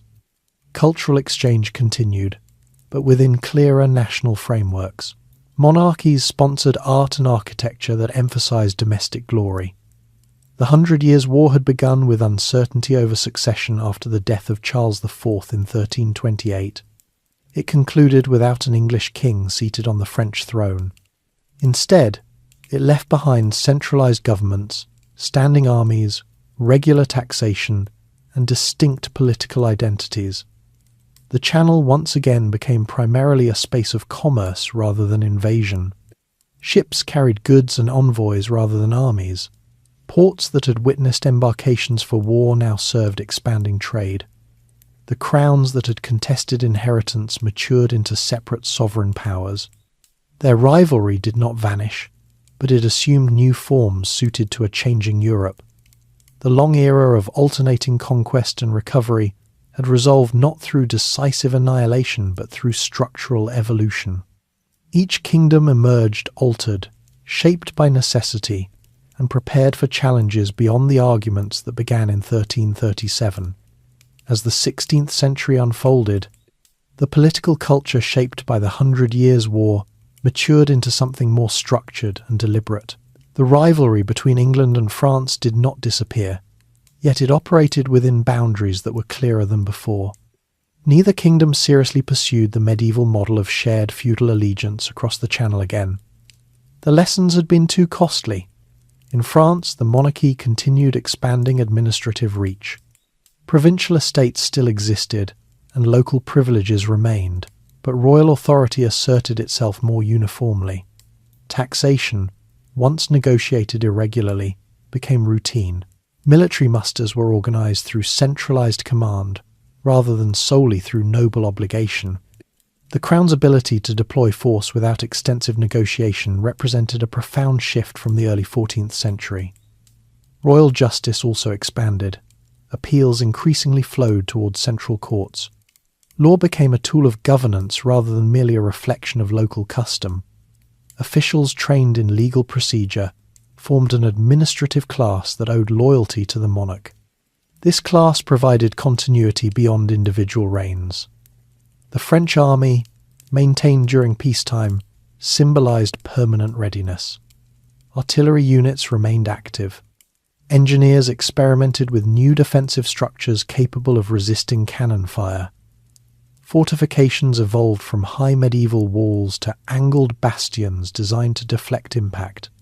These changes reflected technological adaptation rooted in wartime experience. In England, the Tudor monarchy strengthened its own administrative mechanisms. Henry VII and Henry VIII relied on councils and financial oversight to limit noble autonomy. The Crown's revenue system became more efficient. War had once required extraordinary levies. Now the monarchy sought predictable income streams. English involvement in continental politics continued selectively. Henry VIII launched campaigns in France during his reign, but they lacked the scale or permanence of earlier invasions. They were diplomatic gestures as much as territorial ambitions. The idea of claiming the French crown endured ceremonially, yet it no longer guided policy. The cultural divide that solidified during the 100 Years' War deepened further. In England, the use of English in official documents became standard. literature flourished in the vernacular, identity centered on the island kingdom. In France, the monarchy promoted linguistic and administrative coherence across regions. Royal ordinances standardized legal language and practice. Economic transformation also accelerated. Maritime trade gained importance for both kingdoms. The experience of controlling and defending sea routes during wartime underscored the value of naval capability. Shipbuilding expanded gradually. Ports improved infrastructure to accommodate larger vessels. The Channel, once the site of invasion fleets, increasingly served as a commercial artery. Merchant vessels carried textiles, wine, and manufactured goods. Diplomatic envoys travelled between courts. Exchange replaced occupation. In the broader European context, the rise of powerful dynasties such as the Habsburgs shifted strategic calculations. France and England found themselves navigating alliances that extended beyond their bilateral rivalry. The war that once defined their relationship became one factor among many. The transformation in warfare extended beyond artillery. Infantry organization improved. Training and discipline became more formalized. Mercenary companies operated under contracts rather than feudal ties. The professionalization of soldiers marked a departure from earlier reliance on noble retinues. Social consequences persisted quietly. Regions heavily damaged during the war required long-term recovery. Agricultural techniques adapted to demographic change following plague and conflict. Urban centers that survived siege grew more cautious in planning defenses. Civic identity strengthened in some areas as communities rebuilt collectively. Memory of the war lingered in chronicles, ballads, and legal precedents. Stories of Crécy and Agincourt circulated in England. In France, the endurance of Orléans and the coronation at Reims remained part of historical consciousness. These narratives shaped national sentiment, though they were filtered through later interpretation. Diplomacy replaced dynastic conquest as the primary tool for influencing continental balance. Marriages between royal houses created temporary alignments. Trade agreements secured economic interests. Conflict, when it arose, tended to be limited in scope compared to the generational campaigns of the previous century. The concept of sovereignty matured into clearer doctrine.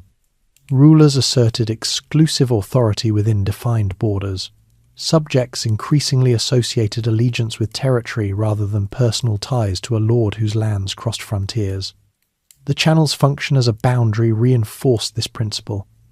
England's focus gradually expanded outward toward the Atlantic. Maritime ventures laid groundwork for exploration. France also engaged in overseas pursuits, though later than Iberian powers. The resources once devoted to protracted continental war became available for different enterprises. Within France, the monarchy continued centralizing through administrative reform. Provincial privileges were negotiated, but royal edicts carried increasing weight. Governance became more predictable, even if not universally welcomed. The war's necessity had established precedents that peace maintained. In England, Parliament remained integral to taxation approval. The interplay between Crown and representative bodies, strengthened during wartime financing, endured. While tension between monarch and Parliament would resurface in later centuries, the institutional habit of consultation had deep roots in the demands of the 100 Years' War. The final English loss of Calais in 1558 marked a symbolic conclusion to lingering continental presence. The port had served as the last remnant of a once expansive claim.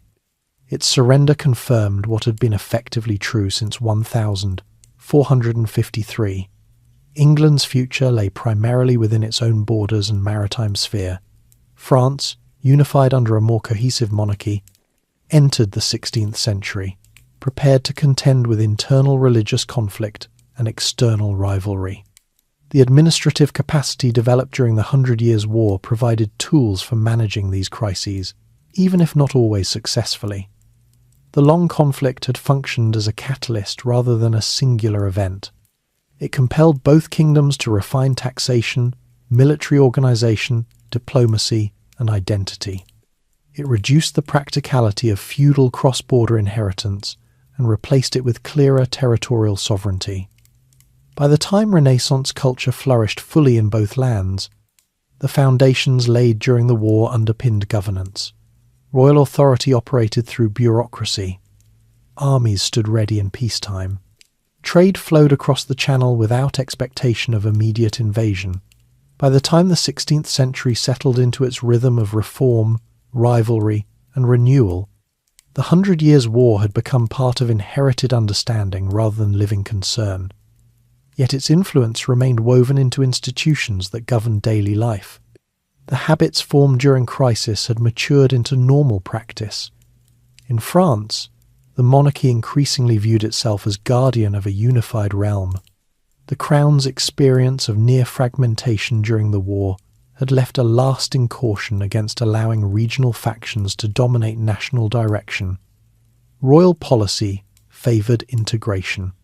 Provincial assemblies retained local voice, but they operated within a broader framework defined by the king. The army, shaped in response to English campaigns, remained structured and disciplined. Recruitment followed organised channels. Artillery units stood as permanent fixtures. Commanders were appointed with attention to loyalty and competence.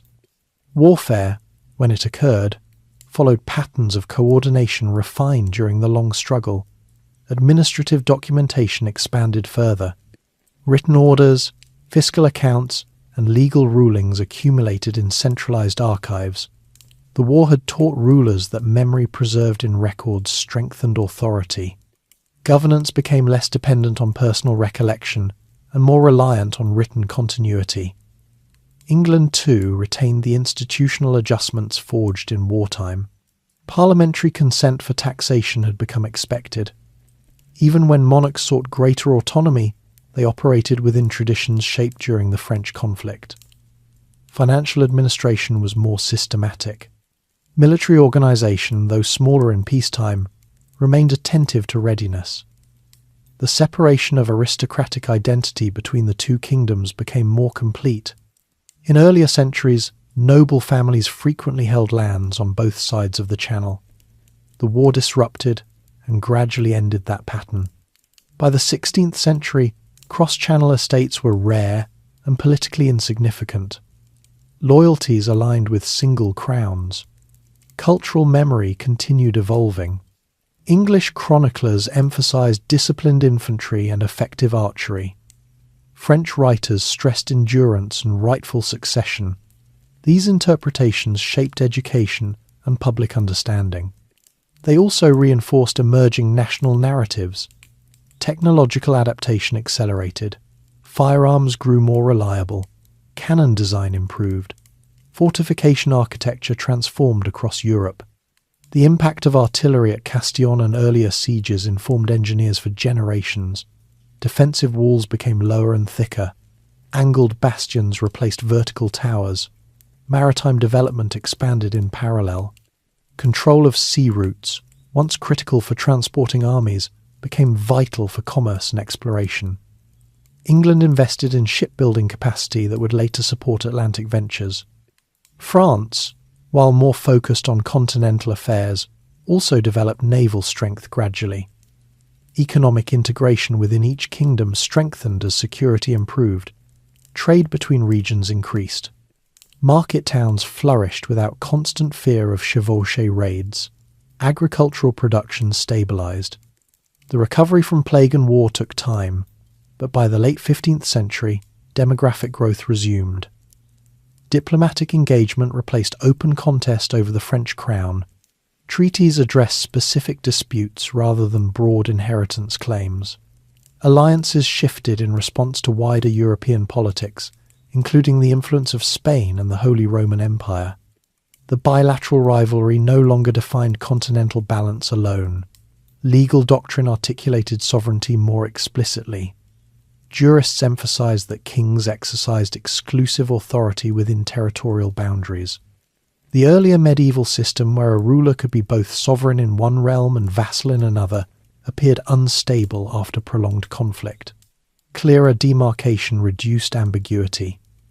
The war had also influenced social mobility. service in armies had exposed individuals from modest backgrounds to broader networks. Some gained advancement through competence rather than lineage. Administrative roles expanded opportunities for educated commoners. Though social hierarchy remained strong, pathways for limited upward movement widened. Religious institutions played complex roles throughout the conflict and its aftermath. Clergy had mediated negotiations, collected taxes, and interpreted legitimacy. After the war, churches and monasteries continued serving as centres of learning and record-keeping. They preserved chronicles that later historians would consult. In England, the memory of continental loss tempered enthusiasm for permanent occupation abroad. While monarchs occasionally campaigned in France, ambitions remained measured. Domestic consolidation took priority. The experience of internal civil war reinforced caution. France, more secure territorially, turned attention to internal development and external rivalry beyond England. Its strengthened monarchy engaged in Italian campaigns and broader European diplomacy. The administrative capacity refined during the 100 Years' War supported these ventures. By the early modern period, both kingdoms had entered a different political age from the one that began in 1337. The feudal mosaic of overlapping allegiances had given way to territorial states with defined borders. Standing armies and permanent taxation had become accepted realities. The Channel, once crossed repeatedly by invasion fleets, symbolized a clear division between two sovereign powers. Trade and diplomacy flourished, but claims to shared monarchy faded into ceremonial tradition. Historians looking back would note that the 100 Years' War was not a single unbroken conflict, but a succession of campaigns, truces, and recoveries. Its endurance over generations allowed gradual transformation. Each phase contributed to a cumulative shift in governance and identity. For those living in the 16th century, the war belonged to the past, yet the institutions it shaped defined the present.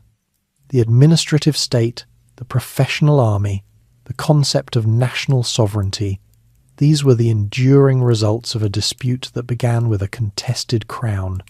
As the centuries moved forward, the 100 Years' War receded from daily concern, yet its consequences continued shaping the structure of European power. The conflict had begun in a feudal world of overlapping loyalties and personal claims.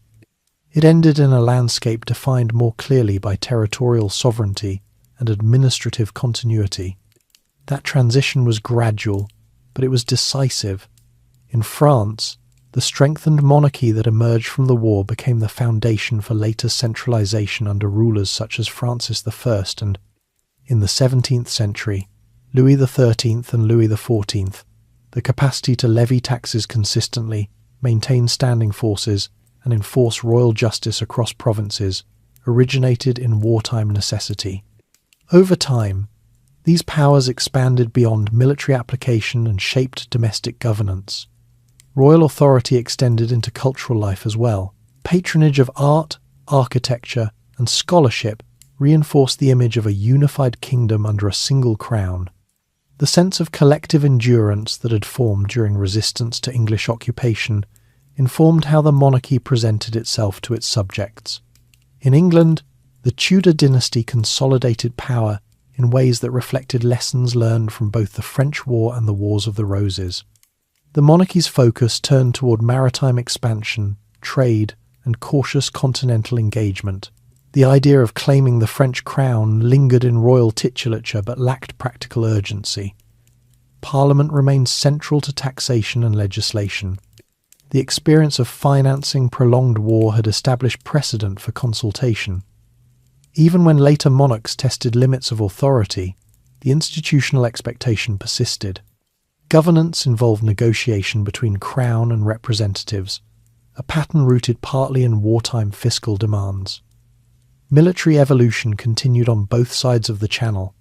Gunpowder weapons replaced longbows as primary ranged arms. Artillery shaped siegecraft and battlefield strategy. The transformation that had begun at Crécy and Castillon culminated in early modern armies that were larger, more disciplined, and increasingly professional. Fortification design responded accordingly. Italian-style bastioned fortresses spread across Europe. These structures reflected awareness that medieval castles no longer sufficed. The shift was not only architectural, it represented acceptance that warfare required technical expertise and sustained investment. The Channel's role shifted from invasion corridor to commercial highway. Merchant vessels crossed regularly, carrying textiles, wine, grain, and manufactured goods. Diplomatic envoys travelled with less fear of sudden hostilities. Trade relations, though occasionally strained, remained essential to both economies. Cultural memory preserved selective episodes of the war. In England, the narrative of Agincourt endured as a symbol of disciplined victory against odds. In France, the coronation at Reims and the lifting of the siege of Orléans remained central to national remembrance. These memories contributed to identity, but did not dictate policy. Historians began organising the conflict into coherent accounts. They described phases, leadership changes, and shifting strategies. Their work shaped later understanding of medieval transition. The 100 Years' War became a reference point for discussing the emergence of modern state structures. Legal scholars cited the war when articulating doctrines of sovereignty. They emphasized that divided allegiance across borders created instability. Clear jurisdiction within territorial limits offered greater security. The lessons were absorbed gradually into European political thought. Economically, both kingdoms adapted to new realities. England expanded wool and cloth production. France rebuilt vineyards and grain cultivation in regions once ravaged by chevauchés. The economic revival was not immediate, but steady progress followed the cessation of large-scale campaigns. Social change also endured. The war and plague had reduced populations significantly during earlier centuries. Labour scarcity altered relationships between landowners and workers. Over time, these shifts influenced social mobility and economic bargaining power. The war's long duration meant that no single treaty defined its conclusion. Instead, exhaustion, reform, and consolidation ended sustained conflict. The final English loss of Calais in 1558 symbolised closure, but by then the structural separation had long been established. Future Anglo-French rivalry would take different forms: colonial competition, naval warfare, shifting alliances. Yet these conflicts unfolded between sovereign states rather than claimants to a shared throne. The medieval dynastic dispute had ended definitively. The 100 Years' War stands as a bridge between eras. It began with knights asserting hereditary rights, and concluded with centralized administrations managing professional armies. It spanned generations that witnessed plague, rebellion, reform, and technological change.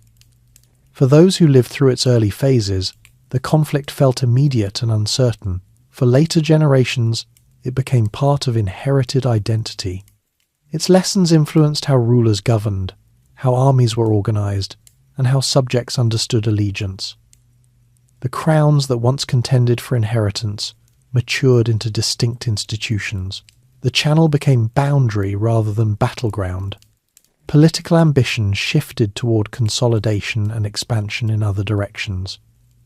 By the time the 16th century matured, the 100 Years' War had settled fully into historical memory, yet its structural consequences continued unfolding in quiet, lasting ways.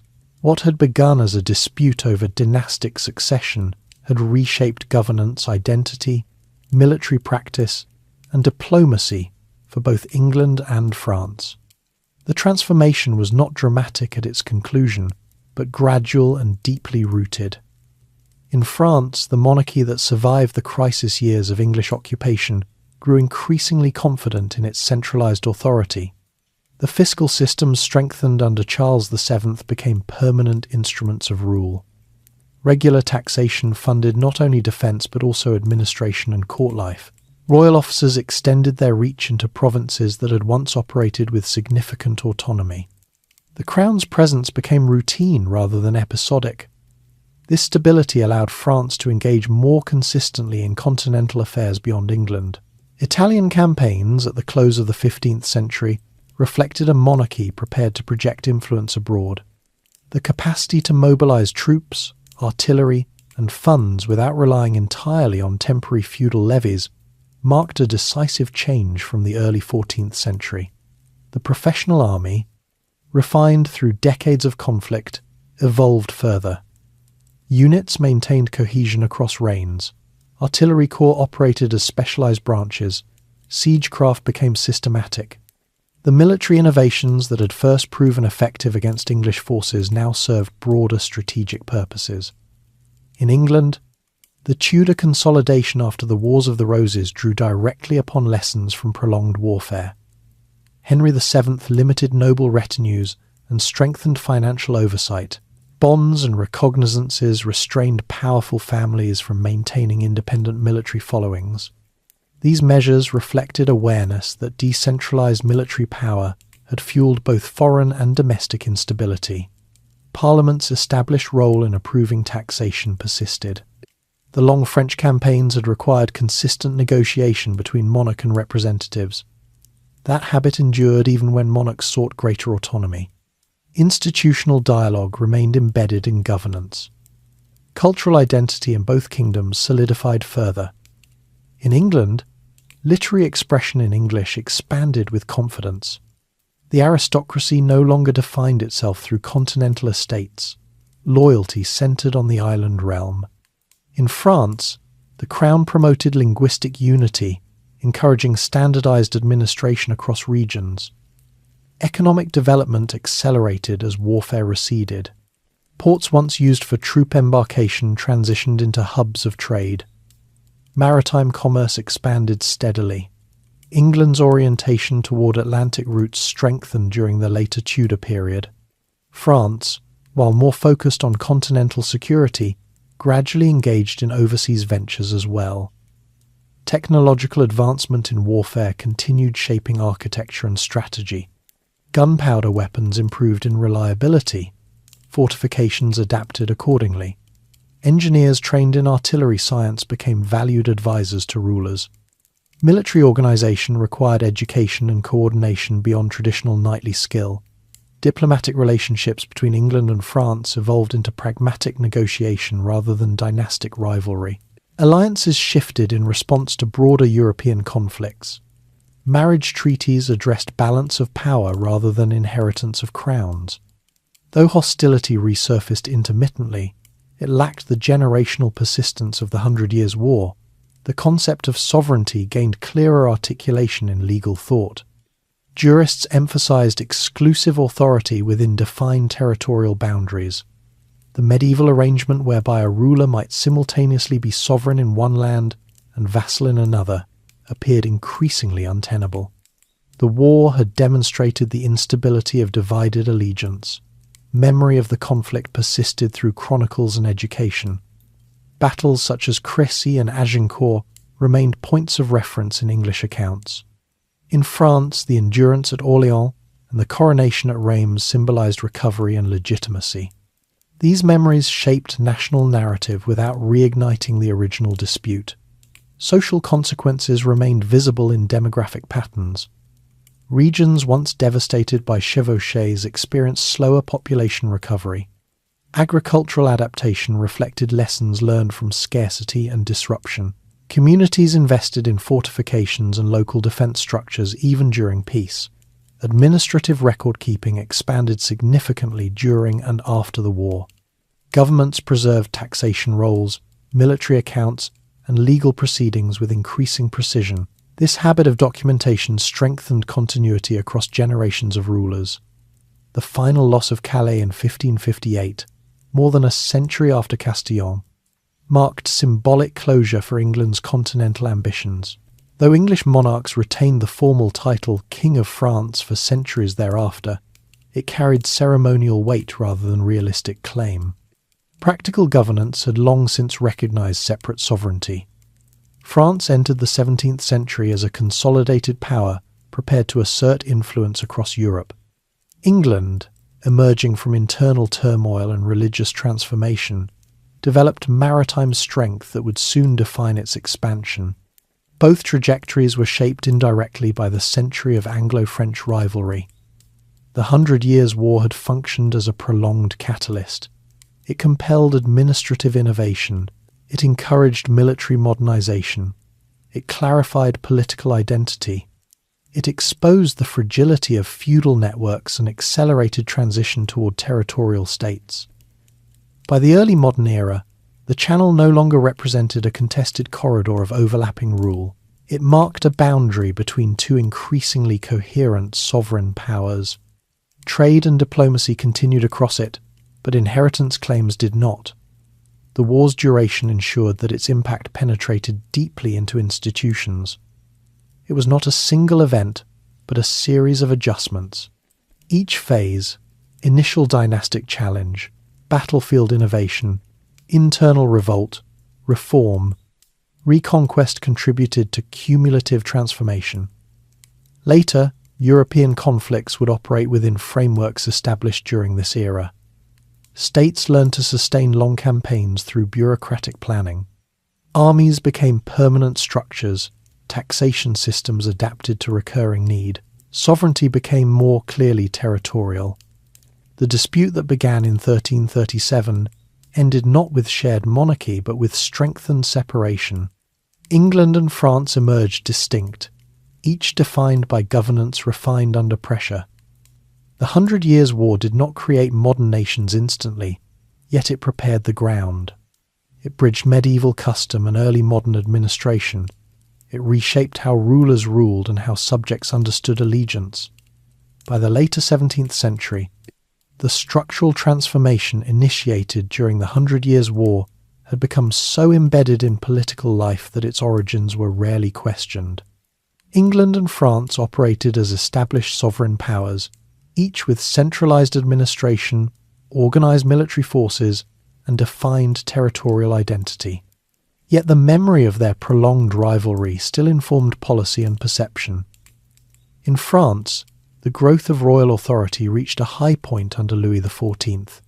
His reign did not emerge from the 100 Years' War directly, yet the centralized systems he commanded were rooted in reforms that began during that earlier conflict.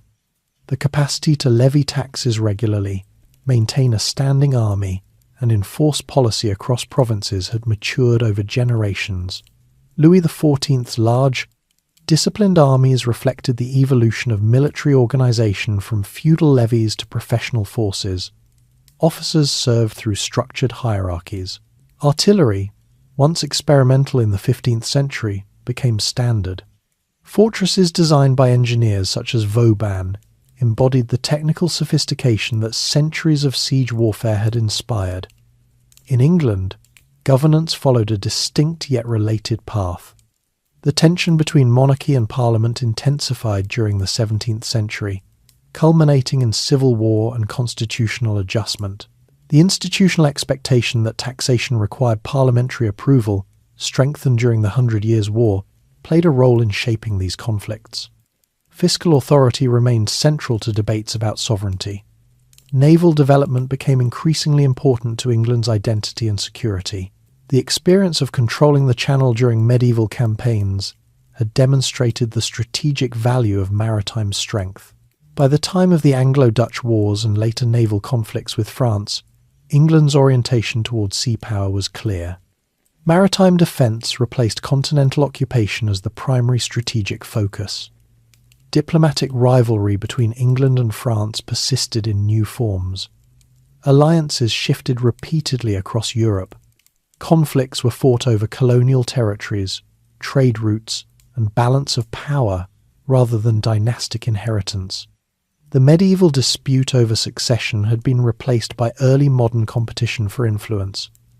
The legal concept of sovereignty, clarified during and after the 100 Years' War, matured further. Treaties emphasized defined borders and mutual recognition of authority. Even when wars occurred, they were framed within a system of states that acknowledged each other's territorial legitimacy. Economic competition expanded across oceans. English and French merchants established colonies and trading posts in North America, the Caribbean, and Asia. Naval engagement became central to rivalry. The Channel remained important, but global routes gained increasing significance. Cultural memory of the medieval conflict endured selectively. English literature and historical writing revisited the victories of Crécy and Agincourt. French narratives emphasized resilience and reconquest. These stories contributed to patriotic sentiment, but did not reignite claims to shared monarchy. Administrative professionalism advanced in both kingdoms. Bureaucracies expanded. Record-keeping systems improved. Taxation and military logistics operated through standardized procedures. The expectation that the state functioned continuously, rather than episodically, became established. The 100 Years' War had also contributed indirectly to the decline of feudal aristocratic independence. In France, noble power became increasingly subordinated to royal command. In England, the turbulence of civil conflict and subsequent constitutional settlement limited aristocratic militarization. The authority to raise private armies diminished over time. By the 18th century, the rivalry between England and France culminated in global conflicts such as the 7 Years' War. These contests were vast in scale, yet fundamentally different from the dynastic struggle that began in 1337. They were wars between established states rather than claimants to a single crown. The institutional capacity required to wage such global conflicts organized navies, tax systems, and professional armies owed much to transformations initiated during the medieval war. The ability to mobilize resources across years and continents had roots in earlier necessity. Socially, the long memory of the 100 Years' War shaped narratives of national endurance. In France, the recovery under Charles VII and later consolidation under Valois and Bourbon rulers reinforced loyalty to centralized monarchy. In England, the story of disciplined infantry and maritime resilience became part of identity. The Channel remained both connection and boundary. Trade, travel, and diplomacy crossed it routinely. Yet it symbolized separation rather than contested inheritance. The idea that a single monarch might legitimately rule both realms through dynastic claim no longer appeared plausible. Historians writing in later centuries examined the 100 Years' War as a defining transition. They described it as the end of medieval feudal entanglement and the beginning of modern statehood. Though such interpretations simplify complexity, they capture the broad arc of transformation. The conflict's endurance across generations ensured that its impact was structural rather than momentary. Institutions reshaped under pressure became permanent. Administrative systems built for survival became tools for expansion. As England and France moved into the age of Enlightenment and Revolution, they carried with them political cultures forged partly in the crucible of that earlier war. Concepts of sovereignty, representation, taxation, and military organization bore its imprint. The dispute that once revolved around the succession after Charles IV's death had faded into history. What remained was a changed Europe, one in which territorial states operated with clearer boundaries and stronger administrative frameworks. By the time Europe entered the modern age, the 100 Years' War existed less as a memory of battles and more as a foundation beneath political life.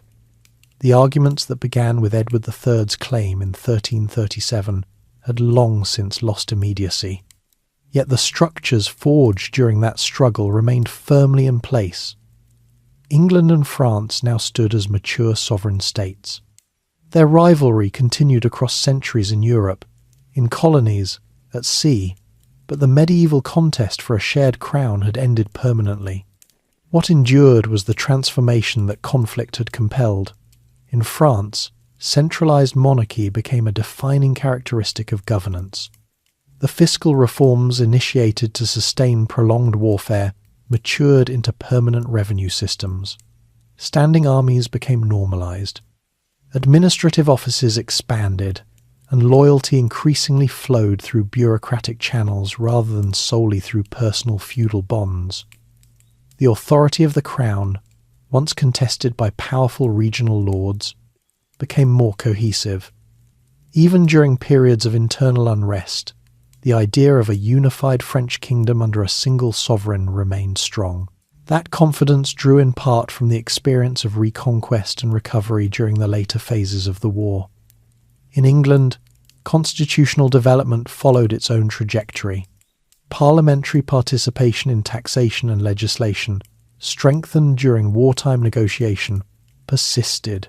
The monarchy remained powerful, yet it operated within a system increasingly defined by consultation and law. The 100 Years' War had helped entrench the expectation that large-scale mobilization required representative consent. Military organization across Europe reflected lessons learned during the long Anglo-French conflict.